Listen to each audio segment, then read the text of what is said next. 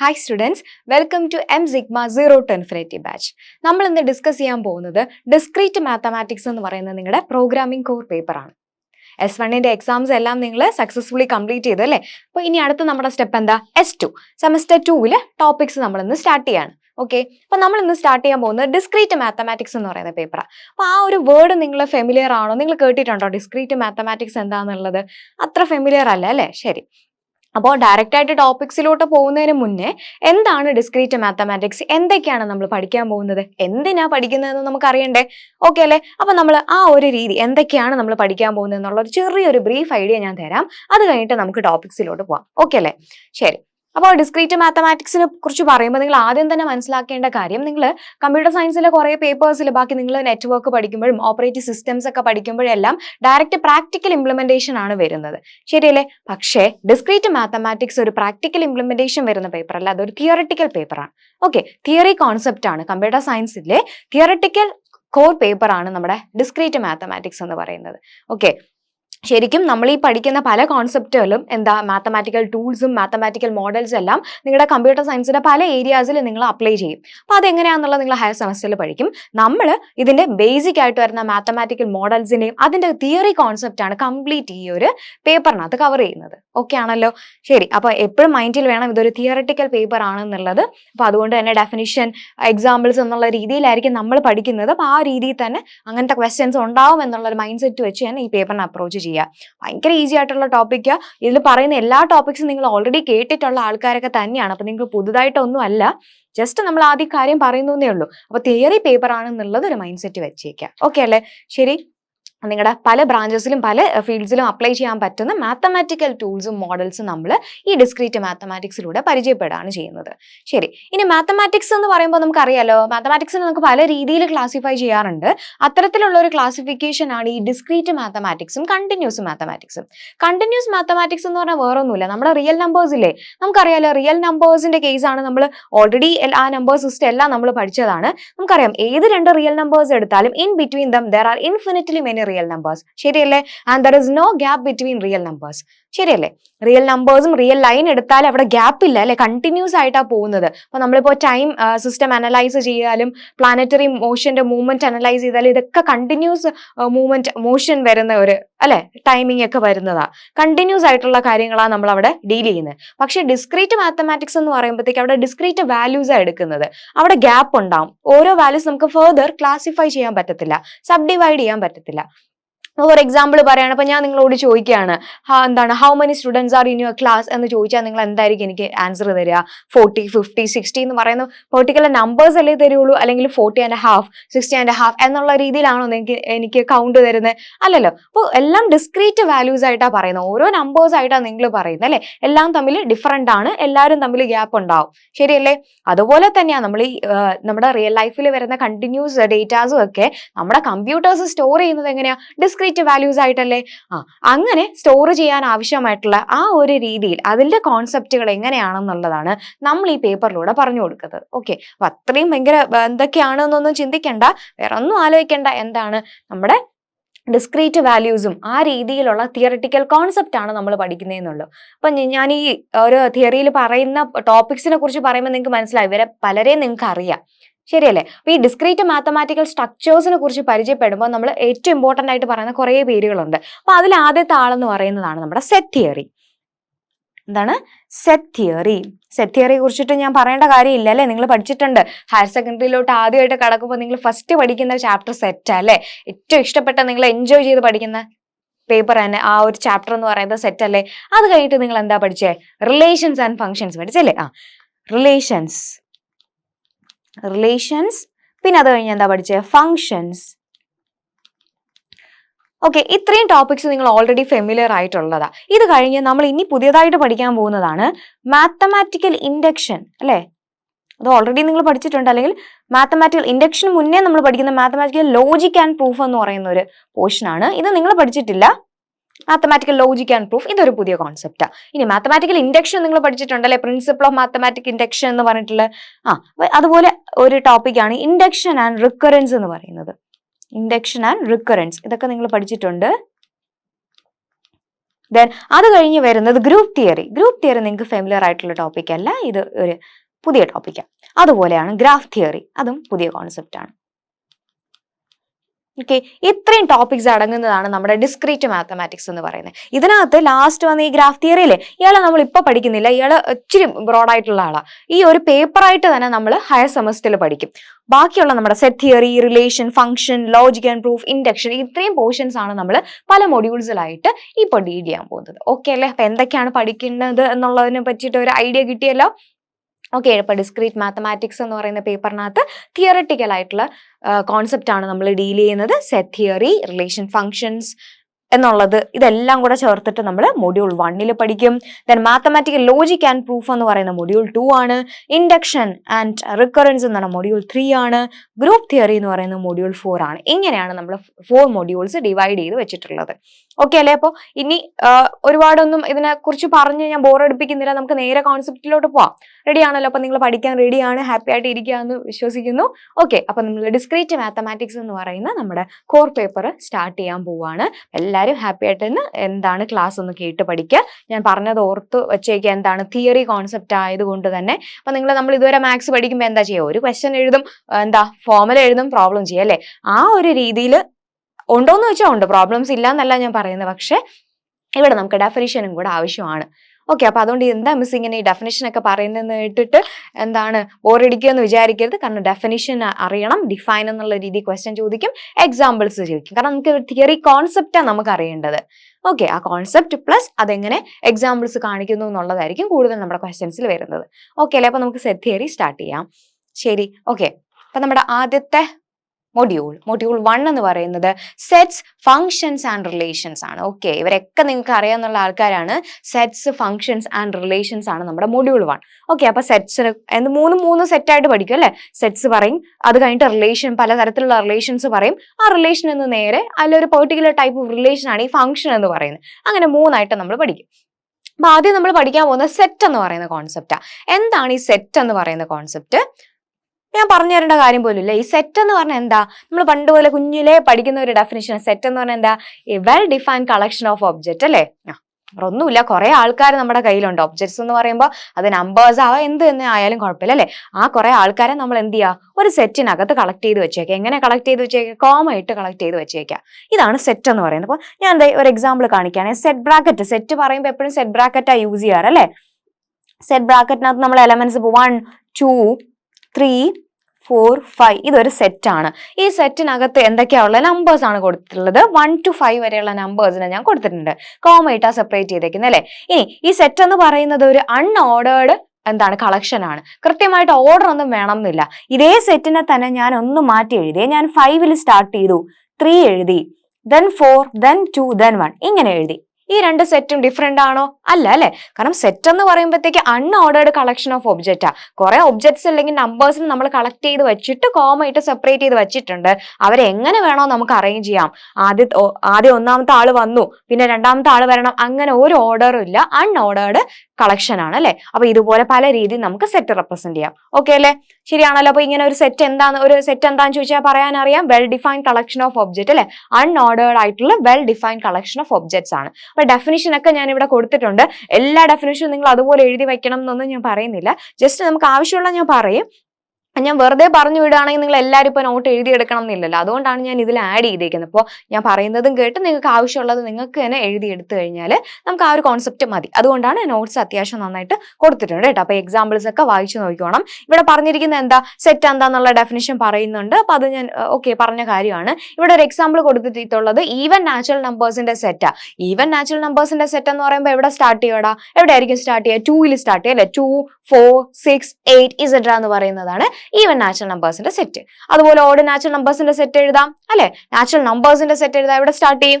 1 start ചെയ്യും, infinity വരെ പോകും അല്ലെ? അപ്പൊ അങ്ങനെ പല രീതിയിൽ നമുക്ക് സെറ്റ് എഴുതാം.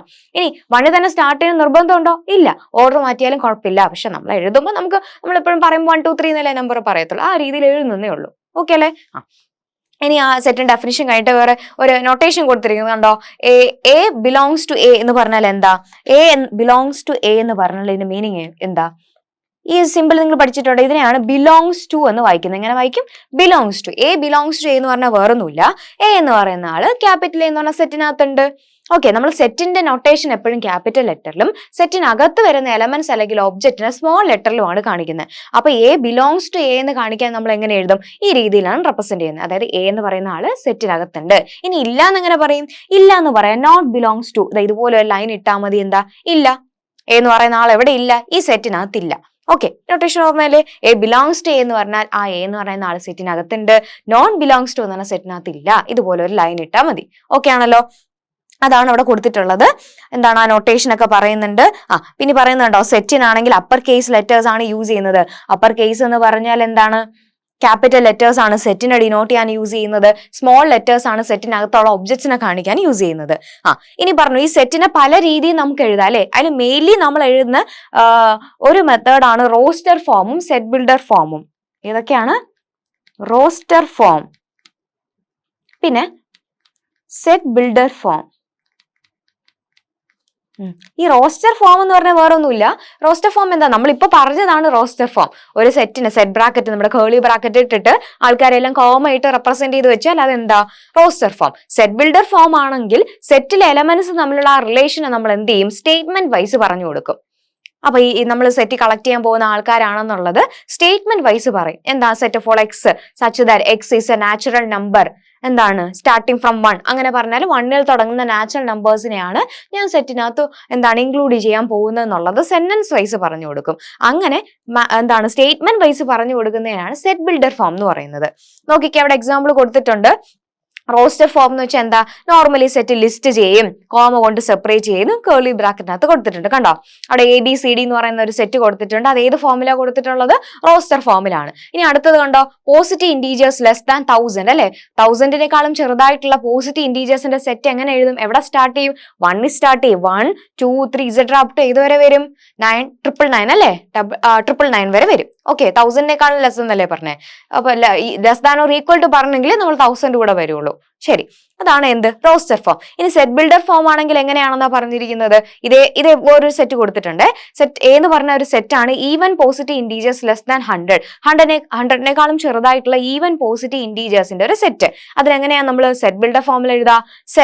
Set of all X such that. ഇങ്ങനെ ഒരു സ്ട്രേറ്റ് ലൈൻ ഇട്ടേക്കുന്നത് അതിന്റെ മീനിങ് എന്താ? സച്ച് ദാറ്റ് എന്നാണ് അത് വായിക്കുന്നത്. Set of all X such that x is an even positive integer less than 100. അപ്പൊ അതെങ്ങനെയാ വായിക്കുന്നത്? Set of all X such that x is an even positive integer less than 100. 100-നേക്കാളും ചെറുതായിട്ടുള്ള ഒരു even positive ഇൻറ്റീജേഴ്സിന്റെ സെറ്റിനെയാണ് നമ്മൾ A എന്ന് വിളിക്കുക. കണ്ടോ, അപ്പൊ ആ എലമെന്റ്സ് തമ്മിലുള്ള റിലേഷൻ നമ്മൾ സ്റ്റേറ്റ്മെന്റ് ആയിട്ടല്ലേ പറഞ്ഞു കൊടുത്തത്. ഈ ഫോമിനെയാണ് എന്തെന്ന് വിളിക്കുക? സെറ്റ് ബിൽഡർ ഫോം എന്ന് പറയാം. ശരിയല്ലേ? ഓക്കെ ആണല്ലോ? അപ്പൊ ഇതൊക്കെ നിങ്ങൾ ഓൾറെഡി പഠിച്ചതാണ്. അപ്പൊ ഇതിൽ നിന്ന് ക്വസ്റ്റ്യൻ ഉണ്ടോന്നല്ല ഞാൻ പറയുന്നത്. ജസ്റ്റ് നമുക്ക് സെറ്റ് എന്താന്നുള്ള കോൺസെപ്റ്റ് നമ്മൾ പണ്ട് പഠിച്ച സാധനം ഒന്നുകൂടെ ഞാൻ റീകളക്ട് ചെയ്യാൻ നിങ്ങളെ ഹെൽപ്പ് ചെയ്യുന്നു. അങ്ങനെ മാത്രം വിചാരിച്ചാൽ മതി. ഓക്കെ ആണല്ലോ? ബാക്കി നിങ്ങൾക്ക് വായിച്ചു പോകുമ്പോൾ മനസ്സിലാവും. ഓക്കെ അല്ലേ? നമുക്ക് അടുത്ത ഇതിലോട്ട് പോവാം. അപ്പൊ അടുത്ത് പറഞ്ഞിട്ടുള്ള എന്താന്ന് നോക്കി, 6 എന്ന് പറയുന്നത് ഈ പല സെറ്റിനെ നമുക്ക് പല രീതിയിൽ റെപ്രസെന്റ് ചെയ്യാന്ന് പറഞ്ഞു.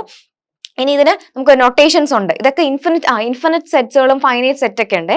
ഒരു സെറ്റിനകത്ത് നമുക്ക് എണ്ണാൻ പറ്റുന്ന നമ്പർ എലമെന്റ്സ് ആണ് ഉള്ളതെങ്കിൽ അതിനെ ഫൈനൈറ്റ് സെറ്റ് എന്നും, എണ്ണാൻ പറ്റത്തില്ല ഇൻഫിനിറ്റ് ആയിട്ട് പോവുകയാണെങ്കിൽ അതിനെ ഇൻഫിനിറ്റ് സെറ്റ് എന്ന് വിളിക്കും. അപ്പൊ നമ്മൾ ഈ set of all real numbers എന്ന് പറയുമ്പോൾ ഒത്തിരി റിയൽ നമ്പേഴ്സ് ഇല്ലേടാ. നമുക്ക് കൗണ്ട് ചെയ്യാൻ പറ്റുമോ? റിയൽ നമ്പേഴ്സ് എവിടെ തുടങ്ങി എവിടെ അവസാനിക്കും നമുക്ക് പറയാൻ പറ്റുമോ? ഇല്ലല്ലോ. അപ്പൊ അങ്ങനെയുള്ളതൊക്കെ ഇൻഫിനിറ്റ് സെറ്റ് ആണ്. അപ്പൊ അതിന് നമ്മൾ പറയാൻ വേണ്ടിയിട്ട് ഒരു ലെറ്റർ യൂസ് ചെയ്തിട്ടാ പറയുന്നത്. അപ്പൊ set of all real numbers നമ്മൾ ക്യാപിറ്റൽ R എന്ന് പറയുന്ന ലെറ്റർ യൂസ് ചെയ്യും.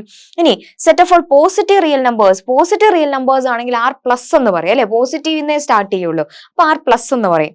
ഇനി സെറ്റ് ഓഫ് ഓൾ നാച്ചുറൽ നമ്പേഴ്സിന്റെ സെറ്റിനെ നമ്മൾ ക്യാപിറ്റൽ N എന്ന് ഡിനോട്ട് ചെയ്യും.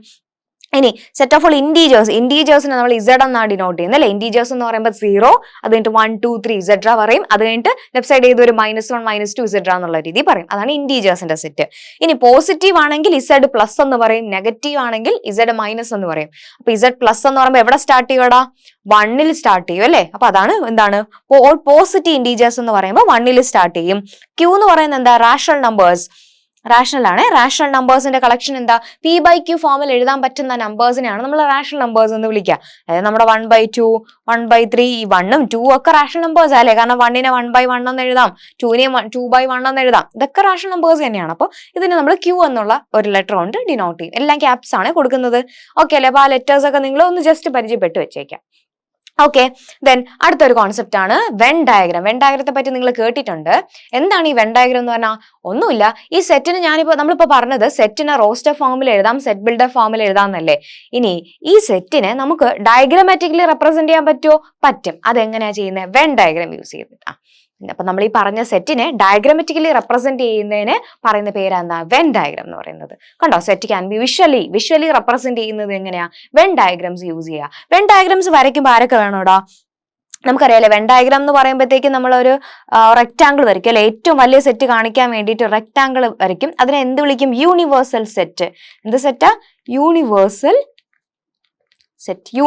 സെറ്റ്. അതായത് ഏറ്റവും വലിയ സെറ്റ് എന്നുള്ള രീതി കൺസിഡർ ചെയ്യുക, അത് യൂണിവേഴ്സൽ സെറ്റ്. ഇനി ഇതിനകത്തുള്ള കുഞ്ഞു ആൾക്കാരെല്ലാം നമ്മൾ എങ്ങനെ കാണിക്കും? സർക്കിൾസ് യൂസ് ചെയ്ത് കാണിക്കും. ഓക്കെ, അകത്തുള്ള സെറ്റിനെ സബ്സെറ്റ് ആയിട്ടും ഒക്കെ അകത്ത് വരുന്ന സെറ്റിനെ നമ്മൾ സർക്കിൾസിൽ കാണിക്കും. വലിയ സെറ്റിന് നമ്മൾ റെക്ടാങ്കിൾ വരച്ചിട്ട് അതിനെ യൂണിവേഴ്സൽ സെറ്റ് എന്ന് പറയും. ഓക്കെ, ഈ രീതിയിൽ ഒരു ഡയഗ്രാമാറ്റിക് റെപ്രസെന്റേഷൻ നമ്മൾ സെറ്റിന് കൊടുക്കുകയാണെങ്കിൽ അതിനെയാണ് വെൻ ഡയഗ്രാം എന്ന് പറയുന്നത്. ഓക്കെ, അപ്പൊ നമുക്കൊരു എക്സാമ്പിൾ ഇവിടെ കൊടുത്തിട്ടുണ്ട്, നോക്കാം. For example, we can draw the when diagram that represent the set of all odd numbers less than 10. എന്താണ് നമ്മൾ ചെയ്യേണ്ടത്? Set of all odd numbers less than 10. 10നേക്കാളും ചെറുതായിട്ടുള്ള ഓഡ് നമ്പേഴ്സിന്റെ ഒരു സെറ്റ് ഉണ്ട്. ആ സെറ്റിന് നമ്മൾ വെൻ ഡയഗ്രത്തിൽ റെപ്രസെന്റ് ചെയ്യാൻ പോവാ. അപ്പൊ ആ സെറ്റ് എന്ന് പറഞ്ഞ് ആരൊക്കെ വരുവാടാ? ഓഡ് നമ്പേഴ്സ് എന്ന് പറയുമ്പോൾ എവിടെ സ്റ്റാർട്ട് ചെയ്യും? 1ൽ സ്റ്റാർട്ട് ചെയ്യും അല്ലെ. 1, 3, 5, 7, 9. 10നേക്കാളും ലെസ് എന്നല്ലേ പറഞ്ഞത്? അപ്പൊ 9 വരെ ആകുമ്പോൾ സ്റ്റോപ്പ് ആയി. ഇതാണ് 10നേക്കാളും ലെസ് ആയിട്ടുള്ള ഓഡ് നമ്പേഴ്സിന്റെ സെറ്റ്. ഇവരെ നമ്മൾ എന്ത് ചെയ്യാൻ പോവാ? വെൻ ഡയഗ്രത്തിൽ കാണിക്കാൻ പോവാ. വേറെ ഒന്നുമില്ല, വെൻ ഡയഗ്രം കാണിക്കണമെങ്കിൽ ആദ്യം എന്ത് ചെയ്യണം? ഒരു റെക്ടാങ്കിൾ ബോക്സ് വരയ്ക്കണം. ഇതിന്റെ പേരെന്താ? Universal set. അതിനകത്ത് ആണ് നമുക്ക് ആവശ്യമുള്ള സെറ്റിനെ ഒരു സർക്കിളിൽ റെപ്രസെന്റ് ചെയ്യും. ഇതിനകത്ത് ആരൊക്കെ വരണം? ഓഡ് നമ്പേഴ്സ് ലെസ് ദാൻ 10 വന്നാൽ പോരെ. അപ്പൊ ഏതൊക്കെ നമ്പേഴ്സ് വരും? 1, 3, 5, 7, 9. ഇതാണ് വെൻ ഡയഗ്രം. ഓക്കെ അല്ലേ? അറിയാം നിങ്ങൾക്ക് അല്ലേ? ശരി. അപ്പൊ ഇതിന്റെ എക്സാമ്പിൾസ്, വെൻ ഡയഗ്രാം നമുക്ക് കുറച്ച് എക്സാമ്പിൾസ് ഒന്ന് നോക്കാം കേട്ടോ. നോക്കട്ടെ, അടുത്ത ക്വസ്റ്റ്യൻ ഇതാണ്. വെൻ ഡയഗ്രാം വരയ്ക്കാനുള്ള ക്വസ്റ്റ്യൻ ആണ്. Use a Venn diagram to illustrate the subset of odd integers in the set of all positive integers not exceeding 10. Okay, ഒരു സെറ്റ് പറയുന്നുണ്ട്, വേറെ ഒരു സബ്സെറ്റും പറയുന്നുണ്ട്. അപ്പൊ ഇവിടുത്തെ പറഞ്ഞിരിക്കുന്ന സെറ്റ് ഏതാ? Set of all positive integers not exceeding 10. 10നേക്കാളും എന്താണ് കൂടുതലായി പോവാത്ത, അതായത് എക്സീഡ് ചെയ്യാൻ പാടില്ല, 10നേക്കാളും എക്സീഡ് ചെയ്യാത്ത പോസിറ്റീവ് ഇന്റീജേഴ്സിന്റെ സെറ്റ്. അതായത് 10 വരെ വരാൻ പാടില്ല അല്ലെ. എക്സീഡ് ചെയ്യുന്നില്ല എന്ന് പറയുമ്പോൾ 10 കൂടെ നമുക്ക് പറയാം അല്ലെ. ശരി, അപ്പൊ പോസിറ്റീവ് ഇന്റീജേഴ്സ് എന്ന് പറയുമ്പോൾ എവിടെ സ്റ്റാർട്ട് ചെയ്യും? 1ൽ സ്റ്റാർട്ട് ചെയ്യും അല്ലെ. 1ൽ സ്റ്റാർട്ട് ചെയ്ത് എവിടം വരെ പോവും? 10 വരെ പോകുന്ന സെറ്റാ. എല്ലാ പോസിറ്റീവ് ഇന്റീജേഴ്സ് വരൂലേ? 1 to 10 വരെയുള്ള. അതിലെ സബ്സെറ്റ് ഏതാ? Odd integers. ഇതിൽ നിന്ന് ഓഡ് ഇന്റീജേഴ്സിനെ മാത്രം കളക്ട് ചെയ്യണം. അപ്പൊ ഓഡ് ഇന്റീജേഴ്സ് എന്ന് പറയുമ്പോൾ ഇവിടെ തുടങ്ങും, നമ്മൾ നേരത്തെ പറഞ്ഞ പോലെ തന്നെ 1, 3, 5, 7, 9 മതി. ഇത്രയും പേരാ. അപ്പൊ ഈ സബ്സെറ്റ് ആണ് ഇതിൽ കാണിക്കേണ്ടത്. ഈ സെറ്റിനകത്ത് ഈ സബ്സെറ്റ് നമ്മൾ കാണിക്കണം. ശരി, ഇപ്പൊ വെൻ ഡയഗ്രാം വരയ്ക്കുമ്പോൾ ഞാൻ പറഞ്ഞ പോലെ തന്നെ ആദ്യം നമ്മൾ ഇതുപോലെ ഒരു റെക്ടാങ്കിൾ വരച്ചു. അപ്പൊ റെക്ടാങ്കിൾ വരച്ചിട്ട് അതിനെന്താ? യൂണിവേഴ്സൽ സെറ്റ് എന്ന് പറഞ്ഞു. ഇനി ഒരു അത്യാവശ്യം വലിയൊരു സർക്കിൾ വരയ്ക്കുക കേട്ടോ. നമ്പേഴ്സ് ഒത്തിരി ഉണ്ടല്ലോ. അപ്പൊ നമുക്ക് ഇതിന് ഈ ഓഡ് നമ്പേഴ്സിനെയാണ് ഗ്രൂപ്പ് ചെയ്യേണ്ടത്, സെപ്പറേറ്റ്. അപ്പൊ വീണ്ടും ഒരു സബ്സെറ്റ് ആയിട്ട് കാണിക്കണം എന്നുള്ളതുകൊണ്ട് അവരെ മാത്രം ഞാൻ പ്രത്യേകം എഴുതാം, കാരണം അത് വരയ്ക്കുമ്പോൾ നിങ്ങൾക്ക് മനസ്സിലാവും. 1, 3, 5, 7 ഞാൻ എന്താ ഇവിടെ സെപ്പറേറ്റ് ചെയ്ത്. ഇനി ബാക്കി ഇനി ആരൊക്കെയാ ഉള്ളത്? 2 എഴുതിയില്ല, 3 കഴിഞ്ഞല്ലേ, 4 ഉണ്ട്, 5 എഴുതി, അടുത്ത 6 എഴുതിയില്ല, 7, 8, 9 എഴുതി, 10. ഇപ്പൊ എല്ലാ നമ്പേഴ്സും ആയല്ലോ. ഇനി ഇതിനകത്ത് നിന്നാണ് ഓഡ് നമ്പേഴ്സിന്റെ സബ്സെറ്റ് കണ്ടുപിടിക്കേണ്ടത്. അപ്പൊ ഞാൻ അതുകൊണ്ടാണ് ഇവർ ആദ്യമേ ഇങ്ങ് എഴുതി വെച്ചത്. അപ്പൊ ഇവരെ മാത്രം ഇങ്ങനെ സർക്കിൾ ചെയ്താൽ മതിയല്ലോ. ഓക്കെ, ഇത്രയേ ഉള്ളൂ. ഇതല്ലേ ചോദിച്ചിട്ടുള്ളത്? ശരിയാണോ നോക്കിയേ? കറക്റ്റ് ആയോ? വെൻ ഡയഗ്രാം കറക്റ്റ് ആയോ? ശരിയല്ലേ? എന്താണ് പറഞ്ഞിട്ടുള്ളത്? ഓഡ് ഇന്റീജേഴ്സിന്റെ എന്താണ്? പോസിറ്റീവ് ഇന്റീജേഴ്സ് നോട്ട് എക്സീഡിങ് 10 പറഞ്ഞു. പോസിറ്റീവ് ഇന്റീജേഴ്സ് 1 to 10 വരെയുള്ള സെറ്റ് എഴുതി. അതിനകത്ത് ഓഡ് ആൾക്കാരെ കയറ്റി, കയറ്റിയിട്ട് എന്ത് ചെയ്യും? അതും സബ്സെറ്റ് ആക്കി വരച്ചു. ഓക്കെ ആണല്ലോ? ഈസി അല്ലേ? ശരി, അപ്പൊ മനസ്സിലായി. ഞാൻ പറഞ്ഞ അത്രയും എന്താണെന്നൊക്കെ പറഞ്ഞ് ഇൻട്രൊഡക്ഷൻ ഒക്കെ പറഞ്ഞ് പേടിപ്പിച്ചു എന്ന് വിചാരിക്കേണ്ട. ഇത്രയേ ഉള്ളൂ. നമ്മൾ ഓൾറെഡി പഠിച്ച സെറ്റ് തിയറിയൊക്കെ തന്നെയാണ് പറയുന്നത്. പിന്നെ നിങ്ങൾ പ്രാക്ടിക്കലാണ്, ഈ പ്രോബ്ലം ഒത്തിരി ഉണ്ട് അങ്ങനെ ഒന്നും വിചാരിക്കരുത്. തിയറി ഉണ്ട് എന്നുള്ള മൈൻഡ് സെറ്റ് വരാൻ വേണ്ടിയിട്ടാണ് ഞാനത് പറഞ്ഞത്. ഓക്കെ ആണല്ലോ? ശരി, അടുത്തൊരു റിലേഷൻ പറയുന്നത് സബ്സെറ്റ് വെച്ചിട്ടുള്ളതാണ്. അത് നമ്മൾ സബ്സെറ്റ് എന്താന്ന് പറഞ്ഞിട്ട് പറയാം. അടുത്തൊരു ഡെഫിനിഷൻ വരുന്നത് size of a set. Size of a set എന്ന് പറഞ്ഞാൽ വേറൊന്നുമില്ല, നിങ്ങൾക്ക് അറിയാം. ഒരു സെറ്റിന്റെ സൈസ് എന്ന് പറഞ്ഞാൽ, അല്ലെങ്കിൽ കാർഡിനാലിറ്റി എന്നും പറയാറുണ്ട്. കാർഡിനാലിറ്റി എന്ന് പറഞ്ഞാൽ ഒന്നുമില്ല, ഒരു സെറ്റിനകത്ത് എത്ര എലമെന്റ്സ് ഉണ്ട് എന്നുള്ളതാണ് കാർഡിനാലിറ്റി അല്ലെങ്കിൽ സൈസ് കൊണ്ട് ഉദ്ദേശിക്കുന്നത്. ഒരു സെറ്റിനകത്ത് എത്ര എലമെന്റ്സ് ഉണ്ടോ ആ നമ്പർ ഓഫ് എലമെന്റ്സിനെ പറയുന്നതാണ് എന്ത് കാർഡിനാലിറ്റി അല്ലെങ്കിൽ എന്താ സൈസ് എന്ന് പറയും. അത്രയുള്ള അപ്പൊ ആ ഡെഫിനിഷൻ വായിച്ചാൽ മനസ്സിലാവും. n ഡിസ്റ്റിങ്ക്ട് എലമെന്റ്സ് ഉള്ള ഒരു സെറ്റ് എടുത്താൽ അതിനകത്ത് എത്ര ആൾക്കാരുണ്ടോ എന്നുള്ള ആ നമ്പർ ആണ് എന്ത് കാർഡിനാലിറ്റി അല്ലെങ്കിൽ സൈസ് എന്ന് വിളിക്കുന്നത്. കാർഡിനാലിറ്റി നമ്മളെപ്പോഴും മോഡസ് എസ് എന്നുള്ള രീതിയിലാണ് മോഡ്ലെസ് കൊടുത്തിട്ടാണ് ആ ഒരു നമ്പർ കാർഡിനാലിറ്റി കാണിക്കുന്നത്. അപ്പൊ നേരത്തെ നമ്മൾ പറഞ്ഞില്ലേ എക്സാമ്പിൾ എ എന്ന് പറയുന്ന set of all positive integers less than 10 എന്ന് പറയുന്ന ആ ഒരു എക്സാമ്പിൾ പറഞ്ഞല്ലോ. അതിന്റെ കാർഡിനാലിറ്റി ഇവിടെ കൊടുത്തിട്ടുണ്ട്. അവിടെ കാർഡിനാലിറ്റി 5 ശരിയല്ലേ? നമ്മൾ നേരത്തെ പറഞ്ഞല്ലോ ആ സെറ്റിനകത്ത് എത്ര പേരുണ്ടടാ നോക്കിയതേ. ഇവിടെ ഓഡ് നമ്പേഴ്സിന്റെ സെറ്റ് എടുത്തപ്പോ എത്ര 3, 2, 5 അല്ലെ 5 പേരുണ്ട്. അപ്പൊ ഇവിടുത്തെ കാർഡിനാലിറ്റി എന്താ 5 അല്ലേ? ആ എക്സാമ്പിൾ ആണ് ഇവിടെ പറഞ്ഞിട്ടുള്ളത്. അത്രേ ഉള്ളൂ. പിന്നെ വേറൊരു സെറ്റിന്റെ കാര്യം പറഞ്ഞിട്ടുണ്ട് M T set. M T സെറ്റിനെ കുറിച്ച് നിങ്ങൾ കേട്ടിട്ടുണ്ട് അല്ലെ? എം ടി സെറ്റ് എന്ന് പറഞ്ഞാൽ എന്താ ആരുമില്ല അല്ലെ? എലമെന്റ്സ് ഇല്ലാത്ത സെറ്റിനെയാണ് എം ടി സെറ്റ് അല്ലെങ്കിൽ നൾ സെറ്റ് എന്ന് വിളിക്കുന്നത്. 5 എന്ന് പറയുന്ന ലെറ്റർ യൂസ് ചെയ്തിട്ടാണ് നമ്മൾ എം ടി സെറ്റ് അല്ലെങ്കിൽ നൾ സെറ്റ് കാണിക്കുന്നത്. ഓക്കെ, അപ്പൊ എലമെന്റ്സ് ഇല്ലാത്ത സെറ്റിനെയാണ് നമ്മൾ എന്ത് വിളിക്കുക എം ടി സെറ്റ് അല്ലെങ്കിൽ നൾ സെറ്റ്. ശരി, ഓക്കെ. അപ്പൊ അത് കഴിഞ്ഞ് വരുന്ന കോൺസെപ്റ്റ് ആണ് സബ്സെറ്റ് എന്ന് പറയുന്നത്. സബ്സെറ്റ് എന്ന് പറയുന്ന കോൺസെപ്റ്റ് അതും നിങ്ങൾക്ക് അറിയാം അല്ലെ? സബ്സെറ്റ് എന്ന് പറയുന്ന വേർഡ് കേൾക്കുമ്പോൾ തന്നെ നമുക്ക് അറിയാം അതിന്റെ മീനിങ് എന്ത് വരുമായിരിക്കും അല്ലെ? സബ്സെറ്റ് എന്ന് പറഞ്ഞാൽ അതിനകത്ത് ഒരു സെറ്റിന്റെ അകത്ത് വരുന്ന ആള് അല്ലെ? അപ്പോ വേറെ ഒന്നുമില്ല, എ സബ്സെറ്റ് ഓഫ് ബി എന്ന് പറയണമെങ്കിൽ എക്കകത്തുള്ള ഏതൊരു എലമെന്റ് എടുത്താലും അത് അയാൾ എവിടെ ഉണ്ടാവണം? ബി എന്ന് പറയുന്ന സെറ്റിനകത്ത് ഉണ്ടാവണം. ഇത്രയേ ഉള്ളൂ അല്ലെ? എ സബ്സെറ്റ് ഓഫ് ബി എന്ന് പറഞ്ഞാല് എ സബ്സെറ്റ് ഓഫ് ബി നമ്മൾ ഇങ്ങനെ ഒരു ലെറ്റർ ഇതാണ് ഡിനോട്ട് ചെയ്യുന്നത്. ഇതാണ് നൊട്ടേഷന്, ലെറ്റർ അല്ല, ഇതാണ് നൊട്ടേഷൻ ആയിട്ട് വരുന്നത്. എ സബ്സെറ്റ് ഓഫ് ബി എന്ന് വെച്ചാൽ ഫോർ എന്താണ് for every x belongs to A അല്ലെ? ഫോർ എന്താണ് all x belongs to A. ഏതൊരു എക്സ് ബിലോങ്സ് ടു എടുത്താൽ ദെൻ ആ എക്സ് എവിടെ കാണും? ബി കാണും. കാരണം എ സബ്സെറ്റ് എ ബിക്ക് അകത്തുള്ള ഒരാളാ. അപ്പൊ എക്കകത്തുനിന്ന് ഒരു എലമെന്റ് എടുത്താൽ അയാൾ എവിടെയും വരും? ബിയിലും വരും. അതാണ് എ സബ്സെറ്റ് ഓഫ് ബി എന്ന് ഉദ്ദേശിക്കുന്നത്. അപ്പൊ ആ ഡെഫിനേഷൻ ഒന്ന് ഓർത്ത് വെച്ചോണം.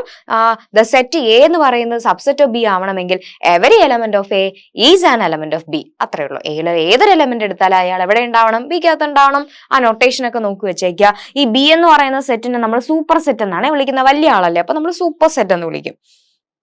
അവിടെ നൊട്ടേഷൻ ഒക്കെ എഴുതിയിട്ടുണ്ട്, അതൊക്കെ വായിച്ചു നോക്കുക. സബ്സെറ്റ് അല്ല എങ്കിൽ എന്താണ് എക്സ് സബ്സെറ്റ് അല്ല എന്ന് കാണിക്കാൻ പറഞ്ഞാൽ എക്സ് എയിലുണ്ട്, പക്ഷെ എക്സ് എവിടെ ഇല്ലാന്ന് കാണിച്ചാൽ മതി? ബിയിൽ ഇല്ലാന്ന് കാണിച്ചാൽ മതി. അതവിടെ ഒരു എക്സാമ്പിൾ കൊടുത്തിട്ടുണ്ട്. 1, 2 എന്ന് പറയുന്ന സെറ്റ് ആരുടെ സബ്സെറ്റാ? 1, 2, 4, 5 എന്ന് പറയുന്ന സെറ്റിന്റെ സബ്സെറ്റാ. ശരിയല്ലേ? കാരണം ഈ 1, 2 എന്ന് പറയുന്ന രണ്ടുപേര് എവിടെയുണ്ട്? ഈ ബിക്കകത്തുണ്ട്. അതുകൊണ്ട് എ സബ്സെറ്റ് ഓഫ് ബി തന്നെയാണ്. കറക്റ്റ് അല്ലേ?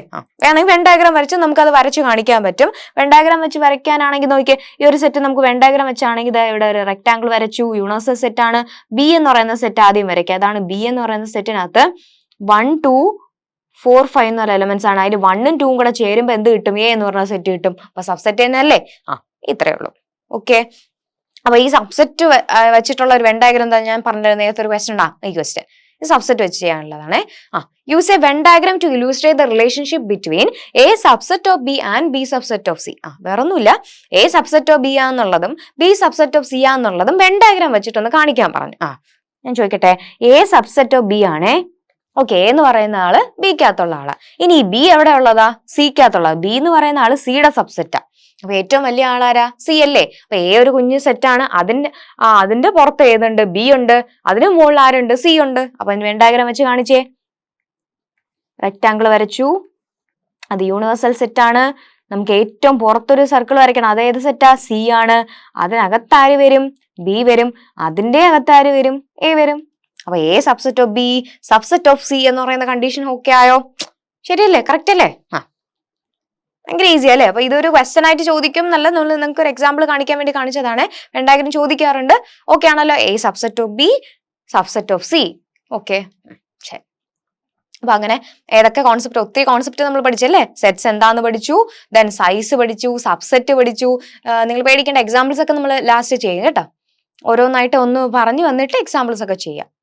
പ്രീവിയസ് ഇയർ ക്വസ്റ്റ്യൻസും എല്ലാം നമ്മൾ ഇൻക്ലൂഡ് ചെയ്തിട്ടുണ്ട്. അപ്പൊ നമുക്ക് ഓരോ ക്വസ്റ്റ്യൻ കാണുമ്പോൾ നിങ്ങൾക്ക് മനസ്സിലാവും എങ്ങനത്തെ ക്വസ്റ്റ്യൻ ആണ് ചോദിക്കുന്നത് എന്നുള്ളത്. അതിലൊന്നും ടെൻഷൻ വേണ്ട, അടിപൊളിയായിട്ട് പഠിക്കും. അടുത്ത ഡെഫിനിഷൻ നോക്കാം. പ്രോപ്പർ സബ്സെറ്റ് അല്ലെ? Proper subset. അപ്പൊ നമ്മളിപ്പോ സബ്സെറ്റ് പറഞ്ഞു. സബ്സെറ്റിന് ഒരു എക്സാമ്പിൾ കൂടെ ചെയ്തിട്ട് പ്രോപ്പർ സബ്സെറ്റിലോട്ട് പോവാം. അപ്പൊ ഞാൻ ചോദിക്കട്ടെ, എ ഈക്വൽ ടു, ഇത് ഈ ഒരു എക്സാമ്പിൾ തന്നെ എടുക്കാം. എ ഈക്വൽ ടു 1, 2 എന്ന് പറയുന്ന ഒരു സെറ്റ് എടുത്ത് ഈ സെറ്റിന്റെ സബ്സെറ്റുകളൊന്ന് എഴുതി നോക്കാം നമുക്ക്.